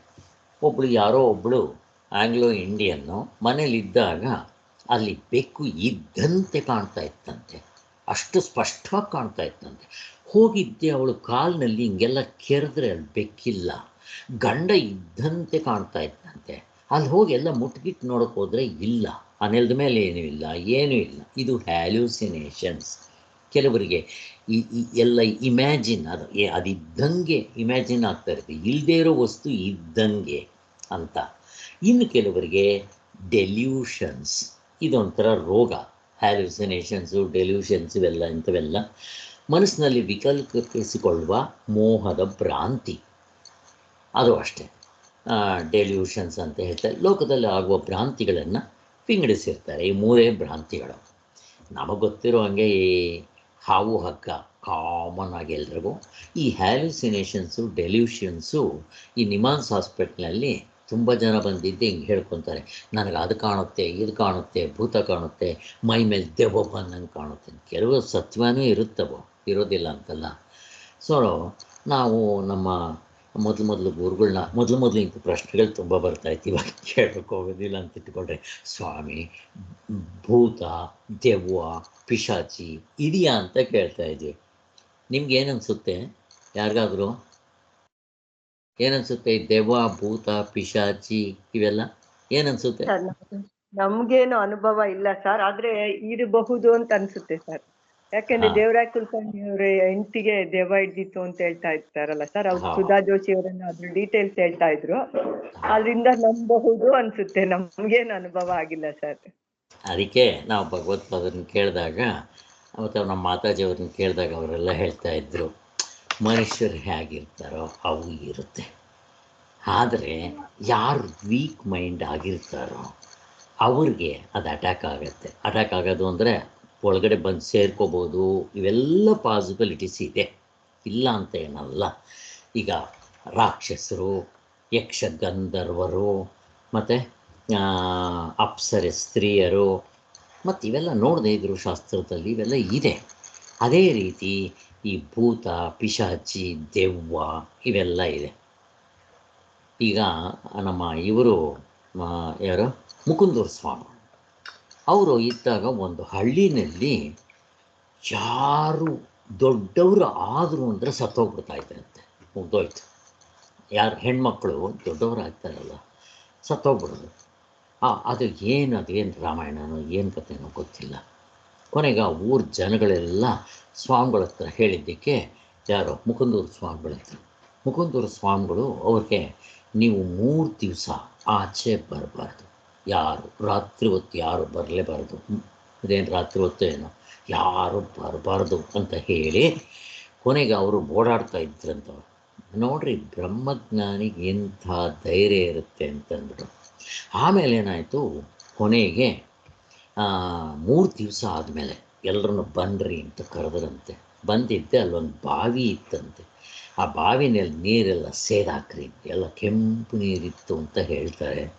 ಎಲ್ಲ ಸೇದಾಕಿದ ಮೇಲೆ ಇನ್ನು ನಿಮ್ಮ ಹಳ್ಳಿಗೆ ಯಾವುದೇನೂ ಮಾಡೋಲ್ಲ, ಹೋಗ್ರಿ ಅಂತ ಹೇಳಿ ಹೋದ್ರಂತೆ. ಆವಾಗಲಿಂದ ಆ ಹಳ್ಳಿನಲ್ಲಿ ಯಾರು ದೊಡ್ಡವರಾದರೂ ಸಾಯ್ತಾ ಇರಲಿಲ್ಲ, ಮದುವೆನೂ ಆಗ್ತಾಯಿತ್ತು, ಎಲ್ಲ ಆಗ್ತಾಯಿತ್ತು ಅಂತ ಹೇಳ್ತಾರೆ. ಹೀಗೆ ಈ ಭೂತ, ಪಿಶಾಚಿಗಳು, ದೆವ್ವ, ಈವನ್ ರಾಘವೇಂದ್ರ ಸ್ವಾಮಿಗಳ ಜೀವನ ಚರಿತ್ರೆಯಲ್ಲೂ ಕೂಡ ಅವ್ರ ಹೆಂಡತಿ ಇವರು ಸನ್ಯಾಸ ತಗೊಂಡಿದ್ದಕ್ಕೆ ಸತ್ತೋಗ್ಬಿಟ್ಟು ಪಿಶಾಚಿಯಾಗಿ ಬರ್ತಾರೆ. ಬಟ್ ಅವರಿಗೆಲ್ಲ ಸ್ವಲ್ಪ ಸಿದ್ಧಿಗಳಿದ್ದರಿಂದ ಅದನ್ನು ಬಿಡಿಸ್ತಾರೆ. ರಾಮಕೃಷ್ಣ ಪರಮಹಂಸರ ಜೀವನ ಚರಿತ್ರೆಯಲ್ಲೂ ಅವರು ಹೇಳ್ತಾರೆ, ಹೇಗೆ ಇವೆಲ್ಲ ನಮಗೆ ಇದು ಹೇಗೆ ನಾಡಿಗಳು ಕಾಣಿಸಲ್ವೋ ಹಾಗೆ ಈ ಸೂಕ್ಷ್ಮ ಶರೀರ ಎಲ್ರಿಗೂ ಕಾಣೋದಿಲ್ಲ, ಕೆಲವ್ರಿಗೆ ಕಾಣುತ್ತೆ ಹಾಗೆ. ಸೊ ನಮ್ಮ ಮಾತಾಜಿ ಅಂಥವ್ರಿಗೆಲ್ಲ ಈ ಸೂಕ್ಷ್ಮ ಶರೀರಗಳು ಇವೆಲ್ಲ ಕಾಣುತ್ತೆ ಅಂತ ಹೇಳ್ತಾರೆ ಅವರು. ಆ ಥರ ಅದು ಸ್ವಲ್ಪ ಮನಸ್ಸಿನ್ನು ಸೂಕ್ಷ್ಮವಾಗಬೇಕು. ಸೊ ಇದು ಮೋಕ್ಷಕ್ಕೂ ಇದಕ್ಕೇನು ಸಂಬಂಧ ಇಲ್ಲ. ಕೆಲವರು ಈ ಸಾಧನೆಗಳಿಂದ ತಮ್ಮ ಮನಸ್ಸನ್ನು ಬೇರೆ ಥರ ಸೂಕ್ಷ್ಮ ಮಾಡ್ಕೊಂಡಿರ್ತಾರೆ, ಅಂಥವ್ರಿಗೆ ಕಾಣಿಸ್ಬೋದು. ಮತ್ತು ಮುಕ್ತರಾದವ್ರಿಗೆಲ್ಲ ಕಾಣಬೇಕು ಅವೆಲ್ಲ ಏನಿಲ್ಲ. ಬಟ್ ಅವು ಕೂಡ ಶ್ರೀಧರ ಸ್ವಾಮಿಗಳ ಜೀವನ ಚರಿತ್ರೆಯಲ್ಲಿ ನೀವು ಓದಿದ್ರೆ ಎಷ್ಟೊಂದು ಭೂತಗಳನ್ನು ಬಿಡಿಸಿದ್ದಾರೋ, ರಾಮಕೃಷ್ಣ ಪರಮಹಂಸರು ಬಿಡಿಸಿದ್ದಾರೆ, ಇವೆಲ್ಲ ಗೊತ್ತಾಗುತ್ತೆ ನಮಗೆ. ಆ ಭೂತಗಳೆಲ್ಲ ಕಾದ್ಕೊಂಡಿರುತ್ತಂತೆ, ಸ್ವಾಮೀ ನಮ್ಮನ್ನು ಬಿಡಿಸಿ ಬಿಡಿಸಿ ಅಂತಂದ್ಬಿಟ್ಟು. ಈ ಥರದ ಕೆಲವು ಕಥೆಗಳು ಕೇಳಿದ್ರೆ ಇರುತ್ತೆ. ಬಟ್ ನಾವೇನು ಅಷ್ಟು ತಲೆ ಕೆಡಿಸ್ಕೋಬೇಕಾಗಿಲ್ಲ. ಇವು ನಾವು ಸ್ವಲ್ಪ ಧೈರ್ಯವಾಗಿದ್ದರೆ ಅದ್ವೈತ ಫಿಲಾಸಫಿ ಯಾವುದೂ ಇಲ್ಲ. ಈ ಶರೀರವೇ ಇಲ್ಲ ಅಂತಂದಮೇಲೆ ಭೂತ ಪಿಶಾಚಿಗಳು ಅದಕ್ಕೆ ಕಂಪೇರ್ ಮಾಡಿದ್ರೆ ಯಾವುದು ಇರುತ್ತೆ? ಇವೆಲ್ಲ ವ್ಯವಹಾರದಲ್ಲಿ ಹೀಗೆಲ್ಲ ಇರುತ್ತೆ. ಇದು ವೀಕ್ ಮೈಂಡೆಡ್ ಪೀಪಲ್ಗೆ ಅದು ಅಟ್ಯಾಕ್ ಆಗಬಹುದು, ಈ ಥರದ್ದೆಲ್ಲ ಇರುತ್ತೆ. ಸೊ ನಮ್ಮ ಕುಲಕರ್ಣಿ ಸ್ವಾಮಿಗಳು ತುಂಬ ಹೇಳ್ತಾ ಇದ್ದರು, ನನಗೆ ರೋಗಾನುಭವ, ನನಗೆ ಭೋಗಾನುಭವ, ದಿವ್ಯಾನುಭವ ಇಲ್ಲ, ನನಗೆ ರೋಗಾನುಭವ, ದೇವದ ಅನುಭವ, ಪಿಶಾಚಿ ಇವೆಲ್ಲ ಇದೆ, ಮತ್ತು ರೋಗದ ಅನುಭವ ಇವೆಲ್ಲ ಹೇಳ್ತಾ ಇದ್ರು ಅವರು. ಬಡತನದ ಅನುಭವ ಅಂತ ಹೇಳ್ತಾ ಇದ್ರು ಅವರು. ಹಾಗೆ ಆದ್ದರಿಂದ ಈ ಭ್ರಾಂತಿಗಳು ಹೀಗಿರುತ್ತೆ. ಒಬ್ಬ ವಿಜ್ಞಾನ ಶಾಸ್ತ್ರಜ್ಞನು ಕೂಡ ಒಂದು ಗ್ರಂಥದಲ್ಲಿ ಬರ್ತಿದ್ದಾನೆ, ಯಾವ ಭ್ರಾಂತಿಯೇ ಆಗಲಿ, ಆ ಭ್ರಾಂತಿ ಅಂತಂದರೆ ಏನು? ಅದು ಅಲ್ಲದರಲ್ಲಿ ಅದೆಂಬ ಬುದ್ಧಿ, ಅದಲ್ಲ ಅದೆಂಬ ಬುದ್ಧಿ. ಹಗ್ಗ ಹಾವಲ್ಲ, ಹಾವು ಅಂತ ಬುದ್ಧಿ. ನೆರಳು ಮನುಷ್ಯನಲ್ಲ, ಆ ನೆರಳಿನಲ್ಲಿ ಮನುಷ್ಯನ ಬುದ್ಧಿ. ಹಾಗೆ ಕಪ್ಪೆ ಚಿಪ್ಪಿನಲ್ಲಿ ಬೆಳ್ಳಿ, ಮೋಟು ಮರದಲ್ಲಿ ಮನುಷ್ಯ, ದೆವ್ವ, ಅದೇ ಥರ ಮರಳು ಕಾಡಿನಲ್ಲಿ ನೀರು, ಹೀಗೆ. ಮತ್ತು ಈ ಆತ್ಮನಲ್ಲಿ ಈ ಶರೀರ ಅಲ್ಲ ಇದು. ಅದರ ಇಲ್ಲ ಅದೆಂಬ ಬುದ್ಧಿ, ನಾನೇ ಇದು ಅನ್ನೋ ಬುದ್ಧಿ, ಇದು ನಾನಲ್ಲ. ಹಾಗೆ ಇದಕ್ಕೆ ಭ್ರಾಂತಿಗೆ ಇವೆಲ್ಲ ಇಷ್ಟು ಎಕ್ಸಾಂಪಲ್ ಕೊಡ್ತಾರೆ. ಸ್ವಾಮಿಗಳು ಉಪೋದ್ಘಾತದಲ್ಲಿ ಶಂಕರಾಚಾರ್ಯರು ಈ 2 ಎಕ್ಸಾಂಪಲ್ಗಳು ಕೊಟ್ಟಿದ್ದಾರೆ. ಕಪ್ಪೆ ಚಿಪ್ಪು ಬೆಳ್ಳಿ, ದ್ವಿತೀಯ ಚಂದ್ರ. ಕಣ್ಣು ಪೊರೆ ಬಂದಾಗ 2 ಚಂದ್ರ ಕಾಣುತ್ತೆ ಅಂತ ಸ್ವಾಮಿಗಳು ಹೇಳ್ತಾ ಇದ್ರು. ನಂಗೆ 3 ಚಂದ್ರನೇನೋ ಕಾಣುತ್ತೆ ಅಂತ ಸಚ್ಚಿದಾನಂದ ಸರಸ್ವತಿ ಸ್ವಾಮಿಗಳು. ಹೀಗೆ ಈ ಪ್ರಸಿದ್ಧ ದೃಷ್ಟಾಂತಗಳು. ಹೀಗೆ ಭ್ರಾಂತಿಗಳಲ್ಲಿ ಇಂದ್ರಿಯಗಳು ನಮಗೆ ಮೋಸ ಮಾಡುತ್ತಿಲ್ಲ ನೋಡ್ರಿ. ಇಂದ್ರಿಯಗಳೆಲ್ಲ ಮೋಸ ಮಾಡೋದು. ಮತ್ತು ಯಾವುದು? ಮನಸ್ಸು. ಇಂದ್ರಿಯಗಳದ ಅಷ್ಟಿಷ್ಟೇ ತಗೊಂಬಂದು ಕೊಡುತ್ತೆ. ಕಣ್ಣು ಏನು ಮಾಡುತ್ತೆ? ರೂಪ, ಬಣ್ಣ, ಆಕಾರ ಇಷ್ಟೇ ಕೊಡೋದು 3. ಕಣ್ಣನ್ನೇ ನೋಡೋಕ್ಕೆ ಬರೋಲ್ಲ. ಕಣ್ಣು ತನ್ನ ಪಕ್ಕದಲ್ಲಿರೋ ಕಿವಿನ ನೋಡೋಕ್ಕೆ ಬರೋಲ್ಲ, ಮತ್ತಿನ್ನೇನು. ಆದ್ದರಿಂದ ಇಷ್ಟಿಷ್ಟೇ ತೊಗೊಂಡೋಗಿ ಕೊಡುತ್ತೆ. ಅದು ಅಷ್ಟೇ ಅದಕ್ಕೆ ಬರೋದು. ಅದು ಈ ಕಿವಿಗಂತೂ ಶಬ್ದ ಬಿಟ್ಟರೆ ಇನ್ನೇನು ಬರೋದಿಲ್ಲ. ಹೀಗೆ ಈ ಮನಸ್ಸು ಅಥವಾ ಬುದ್ಧಿ ಅದನ್ನು ಹೇಳಬೇಕಷ್ಟೆ. ಇದು ಮನಸ್ಸು ಅಥವಾ ಬುದ್ಧಿ ಮಾಡುವ ತೀರ್ಪು ಮಾತ್ರ ಬೇರೆ ರೀತಿಯಾಗಿರುತ್ತೆ ಅಷ್ಟೇ. ಹಾಗೆ ಇದು ಹೇಗಾದರೂ ಇರಲಿ, ನಮಗೆ ಶರೀರಾದಿಗಳು ಇರುವಂತೆ ತೋರುವುದು ನಿಜ, ಆದರೆ ಇದು ಸತ್ಯ ಅಲ್ಲ ಅಂತ. ಆದ್ದರಿಂದಲೇ ತೋರಿಕೆ ಸತ್ಯವೇ ಎಂಬ ಚರ್ಚೆ ಮಾಡಬೇಕು ನಾವು. ಈ ಶರೀರಾದಿಗಳು ಸತ್ಯವೇ? ಶರೀರ ಅಂದರೆ ನೀವು ಪೂರ್ತಿ ಇಟ್ಕೊಂಡ್ಬಿಡ್ಬೇಕು. ಅವಸ್ಥೆ ಒಳಗಡೆ ಇರೋ 1/2 ಡಜನ್. ನಾವು ಹೇಗೆ ಡಿಸೈಡ್ ಮಾಡ್ತೀವಿ? ನಮಗೆಲ್ಲ ಸ್ಪಷ್ಟವಾಗಿ ಗೊತ್ತಿದೆ. ಹೇಗೆ ಡಿಸೈಡ್ ಮಾಡ್ತೀರಮ್ಮ ಕಲ್ಪನಾ? ಈ ಶರೀರಾದಿಗಳು, ಈ ಅವಸ್ಥೆಗಳು, ಈ ಪ್ರಪಂಚ ಇವೆಲ್ಲ ಸತ್ಯವ ಅಂತ ಕೇಳಿದ್ರೆ ಹೇಗೆ ಡಿಸೈಡ್ ಮಾಡ್ತೀರ ಕಲ್ಪನಾ? ಯಾರಾದರೂ? ಪ್ರತಿಭಾ, ನೀವೇನು ಹೇಳಂಗಿದ್ರೆ ಹೇಳಿ. ಹೇಳಮ್ಮ ಕಲ್ಪನಾ. ಕಾಡನಿದ್ದೆ ಅನುಭವದಿಂದ ಅಷ್ಟೇ ನೋಡಿ, ಎಷ್ಟು ಚೆನ್ನಾಗಿ ಗೊತ್ತು ನಮಗೆ. ಏನಮ್ಮ ಕಾಡನಿದ್ರೆ ಅನುಭವದಲ್ಲಿ ಏನಾಗುತ್ತೆ? ಅಲ್ಲಿ ಏನು ಇರಲ್ಲ ಸರ್. ಏನೂ ಇಲ್ಲ. ಇದ್ದಿದ್ರೆ ಅಲ್ಲಿ ತೋರ್ಬೇಕಾಗಿತ್ತು, ಅಲ್ಲಿ ತೋರ್ಬೇಕಾಗಿತ್ತು. ಹೋಗ್ಲಿ, ಕನಸಿನಲ್ಲಿ ತೋರುತ್ತಾ ಹೋಗ್ಲಿ. ಕನಸಿನಲ್ಲಿ ಯಾಕೆ ತೋರೋದೆಲ್ಲ ತೋರ್ತಾ ಇದೆಯಲ್ಲ ಕನಸಿನಲ್ಲಿ. ಅಲ್ಲಿ ಕನ್ಸಲ್ಲಿ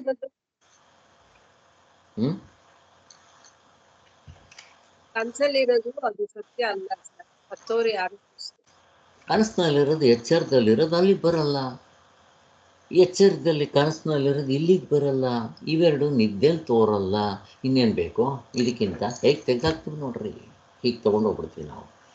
ಸೊ ಅಲ್ಲಿಗೆ ನೀವು ಯಾವುದೇ ಭ್ರಾಂತಿ ಹೇಳ್ರಿ, ಹ್ಯಾಲ್ಯೂಸಿನೇಷನ್ ಆಗಲಿ, ಇಲ್ಯೂಷನ್ಸ್ ಆಗಲಿ, ಡೆಲ್ಯೂಷನ್ಸ್ ಆಗಲಿ, ಆತ್ಮನಲ್ಲಿ ಯಾವುದೂ ಇಲ್ಲ.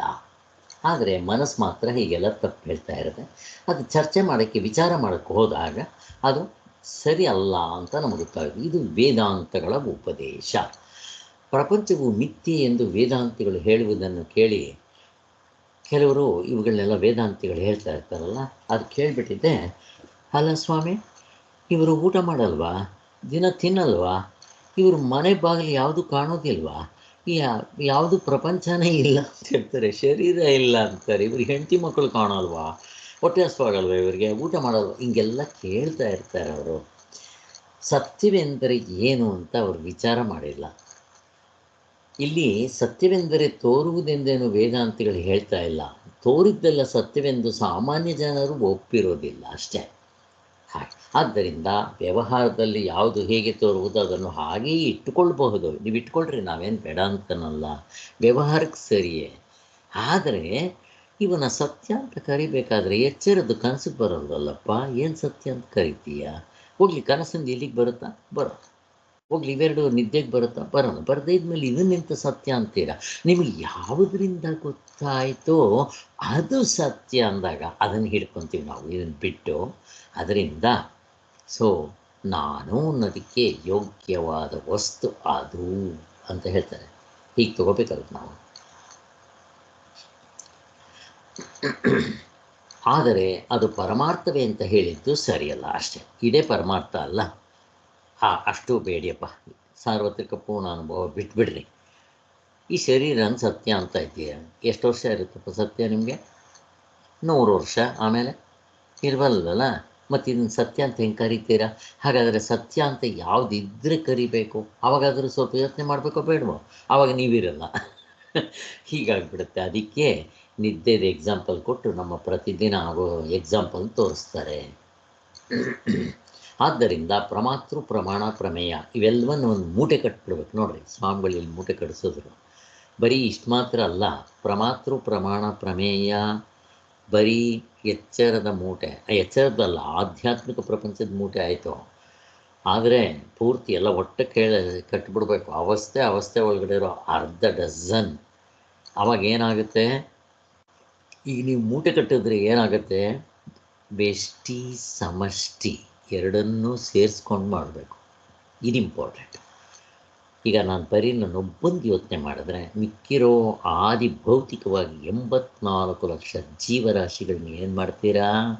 ಆದಿ ದೈವಿಕವಾಗಿ 14 ಲೋಕಗಳು, 14 ಲೋಕದಲ್ಲಿರೋ ಆ ದೇವತೆಗಳು, ಗಂಧರ್ವರು, ಯಕ್ಷ ಕಿಂದರು ಅವ್ರನ್ನೆಲ್ಲ ಏನು ಮಾಡ್ತೀರಾ?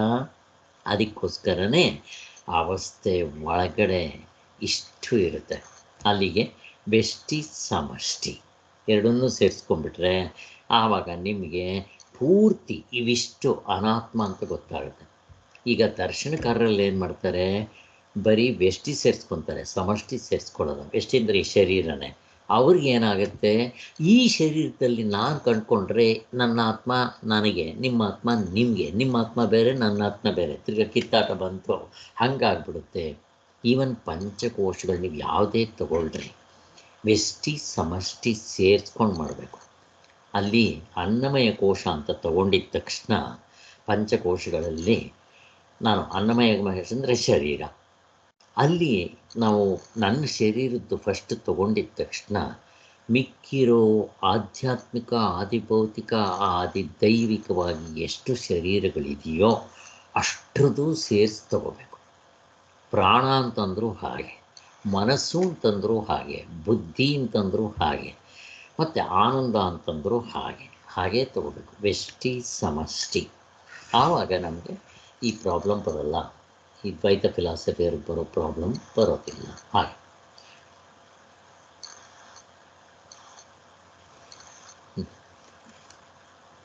ಇವೆಲ್ಲವನ್ನು ದಾಟುವ ಪರಮಾರ್ಥವೇ ಆತ್ಮ ಎಂದು ವೇದಾಂತಗಳು ಹೇಳಿದರೆ ಅದು ಯಾವ ವ್ಯವಹಾರಕ್ಕೂ ವಿರುದ್ಧವಾಗಲಾರದು ಅಲ್ವಾ?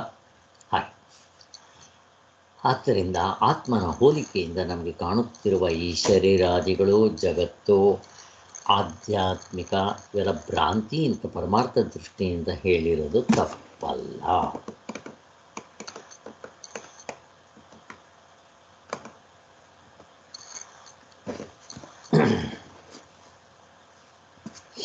ಈಗ ಜ್ಞಾನಿಗಳಿಗೆ ಈ ಪ್ರಪಂಚವು ಕಾಣುತ್ತಿರುವುದರಿಂದ ಪ್ರಪಂಚವು ಮಿಥ್ಯೆ ಹೇಗೆ ಎಂಬ ಪ್ರಶ್ನೆಗೆ ಉತ್ತರವನ್ನು ಕೊಟ್ಟಂತಾಯಿತು, ಜ್ಞಾನಿಗಳ ದೃಷ್ಟಿಯಿಂದ ಹೇಳೋದು.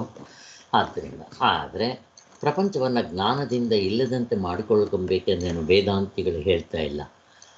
ಸ್ವಾಮಿ, ನೀವು ಮುಕ್ತಿ ಆಗಿದ ತಕ್ಷಣ ಈ ಪ್ರಪಂಚ ಪ್ರವಿಲಯ ಮಾಡ್ಕೋಬೇಕು, ನೀವು ಸಾಯಬೇಕು, ಹಾಗೇನಲ್ಲ ಅಂತ ಹೇಳ್ತಾ ಇದ್ದಾನೆ.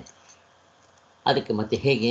ನಿದ್ರೆಯಲ್ಲಿ ಯಾವ ಪ್ರಪಂಚವೂ ಕಾಣಿಸುವುದಿಲ್ಲ, ಅಷ್ಟು ಮಾತ್ರದಿಂದ ಪ್ರಪಂಚವು ಮಿಥ್ಯೆಯಿಂದೇನು ನಿಶ್ಚಯವಾಗುವುದಿಲ್ಲ ಅಂತ ಒಬ್ಬರು ಯಾರು? ಅಲ್ಲ ಸ್ವಾಮಿ, ಗಾಢ ನಿದ್ರೆಯಲ್ಲಿ ಪ್ರಪಂಚ ಇಲ್ಲ ಅಂತಂದರೆ ಅಲ್ಲಿಗೆ ಪ್ರಪಂಚ ಇಲ್ಲ ಅಂತ ಡಿಸೈಡ್ ಮಾಡಿಬಿಡ್ತೀರಾ? ಬೆಕ್ಕು ಕಣ್ಣು ಮುಚ್ಕೊಂಡು ಹಾಲು ಕುಡಿತಾ ಇದ್ದರೆ ಯಾರಿಗೂ ಕಾಣಿಸ್ತೇ ಇರೋಲ್ಲ ಅಂತ ಆರ್ತನ ಅಂತ. ಪರಮಾರ್ಥ ದೃಷ್ಟಿಯಿಂದ ನೋಡಿದಾಗ ಪ್ರಪಂಚವು ತೋರುತ್ತಿದ್ದರೂ ಮಿಥ್ಯೆ ಅಂತ ನಿಶ್ಚಯವಾಗುತ್ತೆ ಅನ್ನೋದು ನಾವು ಆ ರೀತಿ ನಮಗೆಲ್ಲ ಇವಾಗ ಈ ಪ್ರಾಬ್ಲಮ್ ಏನಿಲ್ಲ. ನಾವು ಅವಸ್ಥಾತ್ರೆ ಚೆನ್ನಾಗಿ ಚಿಂತನೆ ಮಾಡಿದ್ದೀವಿ. ಆದ್ದರಿಂದ ಆತ್ಮನು ಅಶರೀರನು, ತೋರುತ್ತಿದ್ದರೂ ಅಶರೀರ. ಈ ಶರೀರ ತೋರ್ತಾ ಇದ್ದರೂ ಆತ್ಮನು ಅಶರೀರನು, ಅಮೃತನು ಅಂತ ನಮಗೆ ನಿಶ್ಚಯ ಮಾಡ್ಕೊಂಡಿದ್ದೀವಿ. ಹೇಗೆ ಸೂರ್ಯನು ಚೋಟಗಲ ಇದ್ದರೂ ತೋರೋದು ನಿಜವಾಗ್ಲೂ ಅಷ್ಟೇ. ಸೂರ್ಯ ಅಂದರೆ ಎಷ್ಟು? ಚಪಾತಿ ಗಾತ್ರ ಅಥವಾ ಒಂದು ತಟ್ಟೆ ಗಾತ್ರ. ಬಟ್ ನೀವು ವಿಚಾರ ಮಾಡಿರಿ, ಮಾಡೋಕ್ಕೆ ಹೋದಾಗ ಏನಾಗುತ್ತೆ? ಅಷ್ಟೇ ಇರೋದು. ಸೂರ್ಯನಿಂದ ಈ ಪ್ರಪಂಚ, ಈ ಜಗತ್ತು ಬಂದಿವೆ. 9 ಗ್ರಹಗಳು ಸೂರ್ಯನಿಂದ ಬಂದಿದೆ ಅಂತ ಹೇಳ್ತಾರಲ್ಲ, ಹಾಗೆ ವಿಚಾರ ಮಾಡಬೇಕು. ಕಂಡಿದ್ದೆಲ್ಲ ಸತ್ಯವಲ್ಲ, ಬೆಳ್ಳಗಿರೋದೆಲ್ಲ ಹಾಲಲ್ಲ. ವಿಚಾರ. ಅದಕ್ಕೆ ಏನಂತಾರೆ ಅದಕ್ಕೆ? ಚತುಷ್ಟಪಾದ 4 ಪಾದಗಳನ್ನು ವಿಚಾರ ಮಾಡು ಅಂತ ಹೇಳ್ತಾರಲ್ಲ, ಹಾಗಿಟ್ಕೋಬೇಕು ನಾವು.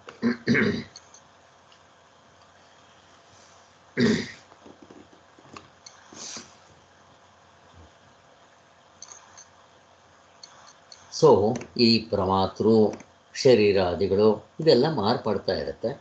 ಅವು ಅಸತ್ಯ, ಪ್ರಮಾತೃವು ಸತ್ಯವಲ್ಲ. ಆದ್ದರಿಂದ ಪ್ರಮಾತೃವಿಗೆ ಮಾತ್ರ ಸತ್ಯವೆಂದು ತೋರುವ ಪ್ರಪಂಚವು ಅಸತ್ಯವೇ. ಈ ಪ್ರಮಾತೃ ಏನು ಹೇಳ್ತಾನೆ? ಇವನ್ನೆಲ್ಲ ಸತ್ಯ ಅಂತಂತಾನೆ ಅವನು. ಈ ಶರೀರ ಸತ್ಯ, ಹೆಂಡತಿ ಮಕ್ಕಳು ಸತ್ಯ, ಇವೆಲ್ಲ ಸತ್ಯ ಅಂತ. ಅವನಿಗೆ ಸತ್ಯ ಅಂತ ಅಂತಿದ್ದು ಸತ್ಯ ಅಂತ ಹೇಳಕ್ಕೆ ಬರಲ್ಲ ಅಂತ. ಮತ್ತೀಗ ಭ್ರಾಂತಿಗಳಲ್ಲಿ, ಈಗ ಇಷ್ಟೊತ್ತು ಭ್ರಾಂತಿ ಅಂತಂದರೆ ಅನಾದಿ, ಯಾವಾಗಾಯಿತೋ ಎಲ್ಲಾಯಿತೋ ಹೇಗಾಯಿತೋ ಗೊತ್ತಿಲ್ಲ. ಇದು ಸಾರ್ವತ್ರಿಕ ಭ್ರಾಂತಿ ಅಂತ. ಈಗ ಈ ಭ್ರಾಂತಿಗಳಲ್ಲಿ ಎಷ್ಟು 3 ಥರ ಭ್ರಾಂತಿಗಳು ತೋರಿಸೋದ್ರು: ಹ್ಯಾಲ್ಯೂಸಿನೇಷನ್ಸ್, ಇಲ್ಯೂಷನ್ಸ್, ಮತ್ತು ಇವು ಬೆಟ್ಟದ ಮೇಲೆ ಹೊಗೆ, ಅದು ಇಲ್ಯೂಷನ್. ಹಾಗೆ ಇನ್ಫರೆನ್ಸ್ ಅಂತಿದೆ, ಇರಲಿ ಆ ಥರ. ಮತ್ತು ಇವೆಲ್ಲ ನೋಡಿದ್ದಾಯಿತು. ಈಗ ಭ್ರಾಂತಿಗಳಲ್ಲಿ ವೈಯಕ್ತಿಕ, ಸಾರ್ವತ್ರಿಕ ಹೀಗೂ ಆಗುತ್ತೆ. ಭ್ರಾಂತಿ ಸಾರ್ವತ್ರಿಕವಾಗಿ ಆಗುತ್ತೆ ಅಥವಾ ವೈಯಕ್ತಿಕ. ಫಾರ್ ಎಕ್ಸಾಂಪಲ್, ಹಗ್ಗದಲ್ಲಿ ಹಾವು ಅವ್ರವ್ರಿಗೆ ಆಗ್ಬೋದು, ಅವ್ರ ತೋಟದಲ್ಲಿ ಕತ್ಲಲ್ಲಿ ಹಗ್ಗ ಬಿದ್ದಿದ್ರೆ ಆಗ್ಬೋದು, ಹಾಗೆ ಅವ್ರ ಹಿತ್ತಲಲ್ಲೋ ಎಲ್ಲೋ. ಈಗ ಇಂಥವು ವೈಯಕ್ತಿಕ, ನಮಗೆಲ್ಲರಿಗೂ ಅವ್ರವ್ರಿಗೆ ಆಗ್ತಾ ಇರುತ್ತೆ ಹಾಗೆ. ಇನ್ನು ಸಾರ್ವತ್ರಿಕ ಭ್ರಾಂತಿ ಅದು ಎಲ್ರಿಗೂ ಆಗ್ತಾ ಇರುತ್ತೆ ಅಂತಾರೆ. ಹೀಗೆ ಈಗ ಆಕಾಶ ನೋಡ್ತೀವಿ, ಆಕಾಶ ಕೊಪ್ಪರಿಗೆ ಥರ ಇದೆ, ನೀಲಿ ಬಣ್ಣ ಇದೆ, ಈ ಸಾರ್ವತ್ರಿಕ ಭ್ರಾಂತಿ. ಈಗ ಒಂದು ಕೋಲನ್ನ ತಗೊಂಡು ನೀವು ನೀರಿನಲ್ಲಿ ಇಡ್ರಿ, ಗ್ಲಾಸಿಂದೋ ಅಥವಾ ಕೋಲು, ಡೊಂಕಾಗಿ ಕಾಣುತ್ತೆ, ಇದು ಸಾರ್ವತ್ರಿಕ ಭ್ರಾಂತಿ. ಬಟ್ ಆಗಿದೆಯಾ ಅಂತ ಪರೀಕ್ಷೆ ಮಾಡಿದ್ರೆ ಆಗಿಲ್ಲ. ಹಾಗೆಯೇ ನಾವು ಈ ವ್ಯವಹಾರದಲ್ಲಿ ಈ ಥರ ಇದು ಸತ್ಯವಾಗಿ ಇದ್ದಂತೆ ತೋರುತ್ತೆ, ವಿಚಾರ ಮಾಡಿದ್ರೆ ಹಂಗಾಗಿರಲ್ಲ ಅನ್ನೋದಕ್ಕೆ ಈ ಥರ ಹೇಳ್ತಾ ಇದ್ದಾರೆ. 2 ಥರ. ಮತ್ತು ಇವತ್ತಾನೆ ಹೇಳಿದ್ನಲ್ಲ, ಸೂರ್ಯನು ಚಪಾತಿ ಗಾತ್ರ ಇದ್ದಾನೆ, ತಟ್ಟೆ ಗಾತ್ರ ಇರ್ತದೆ, ಸಾರ್ವತ್ರಿಕ ಭ್ರಾಂತಿ. ಬಟ್ ಈಗಲೂ ನನಗದು ಗೊತ್ತಾದ ಮೇಲೂ ಸೈಂಟಿಸ್ಟ್ಗಳು ಕಂಡುಹಿಡಿದು ಎಲ್ಲ ಹೇಳಿದ್ದಾರೆ. ಸಾರ್ವತ್ರಿಕ ಭ್ರಾಂತಿಗೆ ಇನ್ನೇನು ಕೊಡ್ಬೋದು? ಸೂರ್ಯನು ಸುತ್ತುತ್ತಾ ಇರ್ತಾನೆ, ಭೂಮಿ ಇದ್ದ ಕಡೆ ಇರುತ್ತೆ ಅಂತ. ಇದು ಸಾರ್ವತ್ರಿಕ ಭ್ರಾಂತಿ. ಯಾಕೆ ಹಂಗೆ ಅನ್ನಿಸ್ತು ನಮಗೆ? ನಾವು ಹೇಗೆ ಕೇಳಿದ್ವಿ, ಸೂರ್ಯ ಹುಟ್ಟುತ್ತಾನೆ ಮುಳುಗ್ತಾನೆ ಅಂತ. ಪೂರ್ವದಲ್ಲಿ ಹುಟ್ಟುತ್ತಾನೆ, ಪಶ್ಚಿಮದಲ್ಲಿ ಮುಳುಗ್ತಾನೆ, 12 ಗಂಟೆಗೆ ನೆತ್ತ ಮೇಲೆ ಬರ್ತಾನೆ. ಇದು ಎಲ್ರಿಗೂ ಅನುಭವನೇ. ಈವನ್ ಆ ಸೈಂಟಿಸ್ಟ್ ಕಂಡಿಡಿದ ಮೇಲೂ ಭೂಮಿ ಸುತ್ತುತ್ತೆ ಸೂರ್ಯನ ಸುತ್ತಲೂ, ಸೂರ್ಯ ಇದ್ದ ಕಡೆ ಇರ್ತಾನೆ ಅಂತ ಗೊತ್ತಾದ ಮೇಲೂ ಕೂಡ ಅವನು ಕೂಡ ವ್ಯವಹಾರದಲ್ಲಿ ಬೆಳಗ್ಗೆ ಆಯಿತು ಆಫೀಸ್ಗೆ ಹೋಗಬೇಕು ಲ್ಯಾಬ್ಗೆ, ಸಾಯಂಕಾಲ ಆಯಿತು ಮನೆಗೆ ಹೋಗೋಣ, ಹೆಂಡತಿ ಮಕ್ಕಳ ಜೊತೆಯಲ್ಲಿ ಊಟ ಮಾಡಿಕೊಂಡು ಆನಂದವಾಗಿರೋಣ ಅಂತ ಅನಿಸುತ್ತೋ ಇಲ್ವೋ ಅವನಿಗೂ. ಹಾಗೆಯೇ ಬ್ರಹ್ಮಜ್ಞಾನಿಗಳು ಇದು ಗೊತ್ತಾದ ಮೇಲೂ ಅವರು ವ್ಯವಹಾರ ಹಾಗೆ ಮಾಡ್ತಾ ಇರ್ತಾರೆ. ಪಾರಮಾರ್ಥಿಕವಾಗಿ ಗೊತ್ತಿರುತ್ತೆ, ಅದು ಇಂಪಾರ್ಟೆಂಟು. ಸೊ ಇಲ್ಲಿಗೆ ಸಾರ್ವತ್ರಿಕ ಅನ್ನೋದಕ್ಕೆ ಬೇಕಾದಷ್ಟು ಎಕ್ಸಾಂಪಲ್ಸ್ ಇದೆ. ಅದಾದಮೇಲೆ ಇನ್ನು ಆ ಭ್ರಾಂತಿಯಲ್ಲಿ ಅನಾದಿ ನೋಡ್ರಿ, ಇವಾಗ ಬಂತು ಹೆಡ್ಡಿಂಗ್ಗೆ ಅನಾದಿ ಅಂತ. ಇನ್ನೊಂದು ಯಾವುದು? ಇನ್ನೊಂದು ಕ್ವಾಚಿಕ ಭ್ರಾಂತಿ, ಇನ್ನೊಂದು ಅನಾದಿ ಅಂತ ಹೇಳ್ತಾರೆ. ಈಗ ಹಗ್ಗವನ್ನು ನಾವು ಹಾವು ಅಂತ ಅಂದ್ಕೊತೀವಲ್ಲ, ಅದೇನದು? ಕ್ವಾಚಿಕ ಭ್ರಾಂತಿ. ಮತ್ತು ಸೂರ್ಯನು ಸಣ್ಣಕ್ಕಾಗಿದ್ದಾನೆ, ಚಪಾತಿ ಗಾತ್ರ ಇದ್ದಾನೆ, ಅದು ಅನಾದಿ. ಯಾವಾಗಲಿ ಇವಾಗ ಸತ್ಯಯುಗದಲ್ಲಿ ಹಾಗೆ ಕಾಣ್ತಾ ಇತ್ತು, ತ್ರೇತಾಯುಗದಲ್ಲಿ, ದ್ವಾಪರ ಯುಗದಲ್ಲಿ, ಕಲಿಯುಗದಲ್ಲಿ ಹಾಗೆ ಕಾಣ್ತಾ ಇದೆ, ಹಾಗೆ ಅಲ್ವಾ? ಹಾಗೆ ಇದು ಅನಾದಿ ಅಂತ.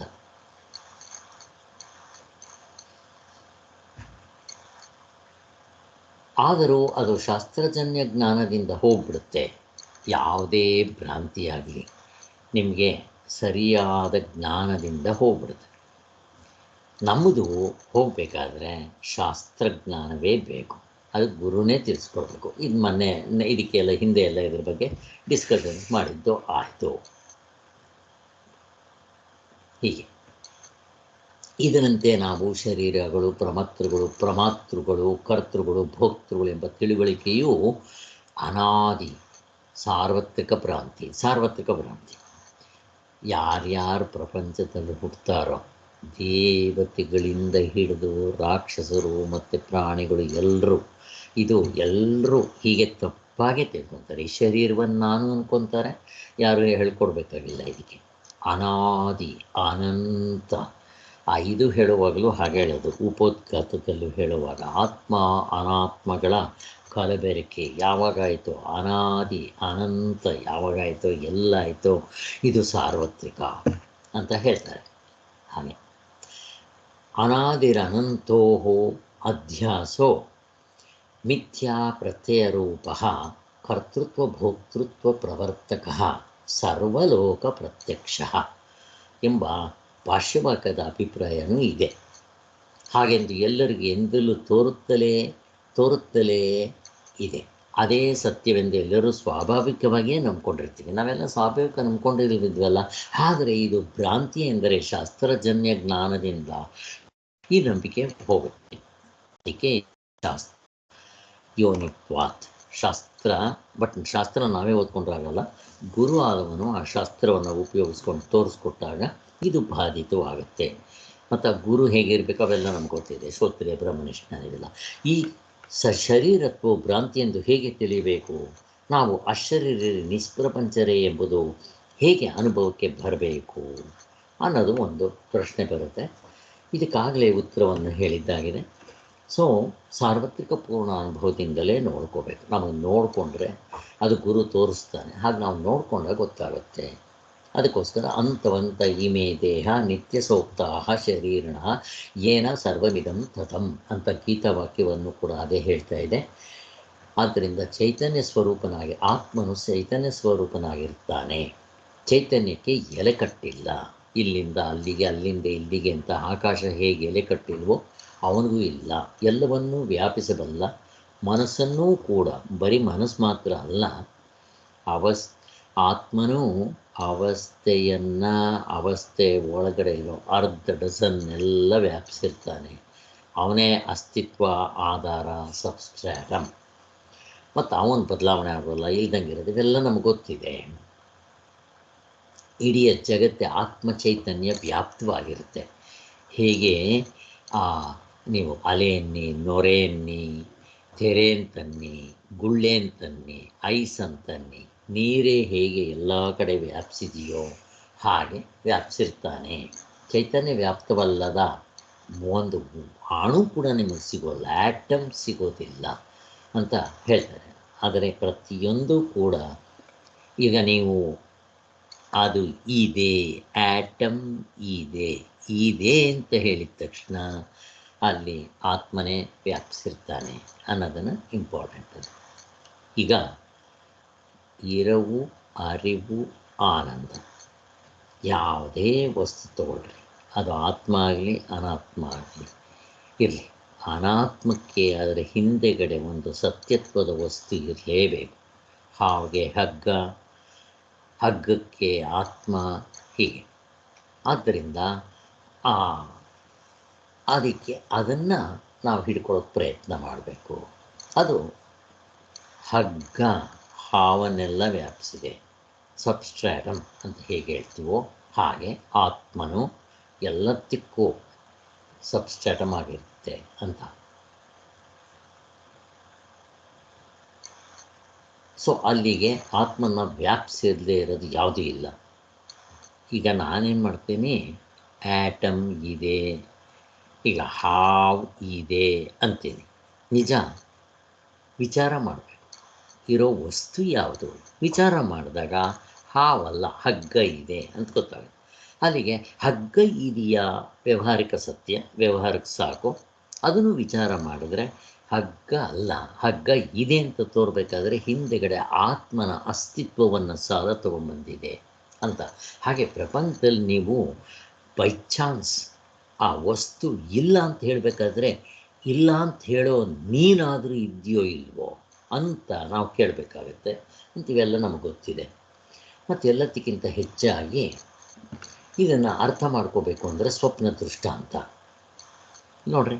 ಸ್ವಪ್ನದಲ್ಲಿ ಪ್ರಪಂಚ ಇಲ್ಲ, ಆಧ್ಯಾತ್ಮಿಕ ಪ್ರಪಂಚ, ಶರೀರ, ಕರ್ಮೇಂದ್ರಿಯಗಳು ಇಲ್ಲ. ಆದಿ ಭೌತಿಕವಾಗಿ ಯಾವುದೂ ಇಲ್ಲ. 84 ಲಕ್ಷ ಜೀವರಾಶಿಗಳಿಲ್ಲ. ಆದಿ ದೈವಿಕವಾಗಿ 14 ಲೋಕಗಳು, ಸೂರ್ಯ, ಚಂದ್ರ, ನಕ್ಷತ್ರಗಳು ಇಲ್ಲ. ಮತ್ತು ನಿಮ್ಮ ಮನಸ್ಸೇ ಎಲ್ಲವೂ ಆಗಿ ತೋರ್ಕೊಂಡು,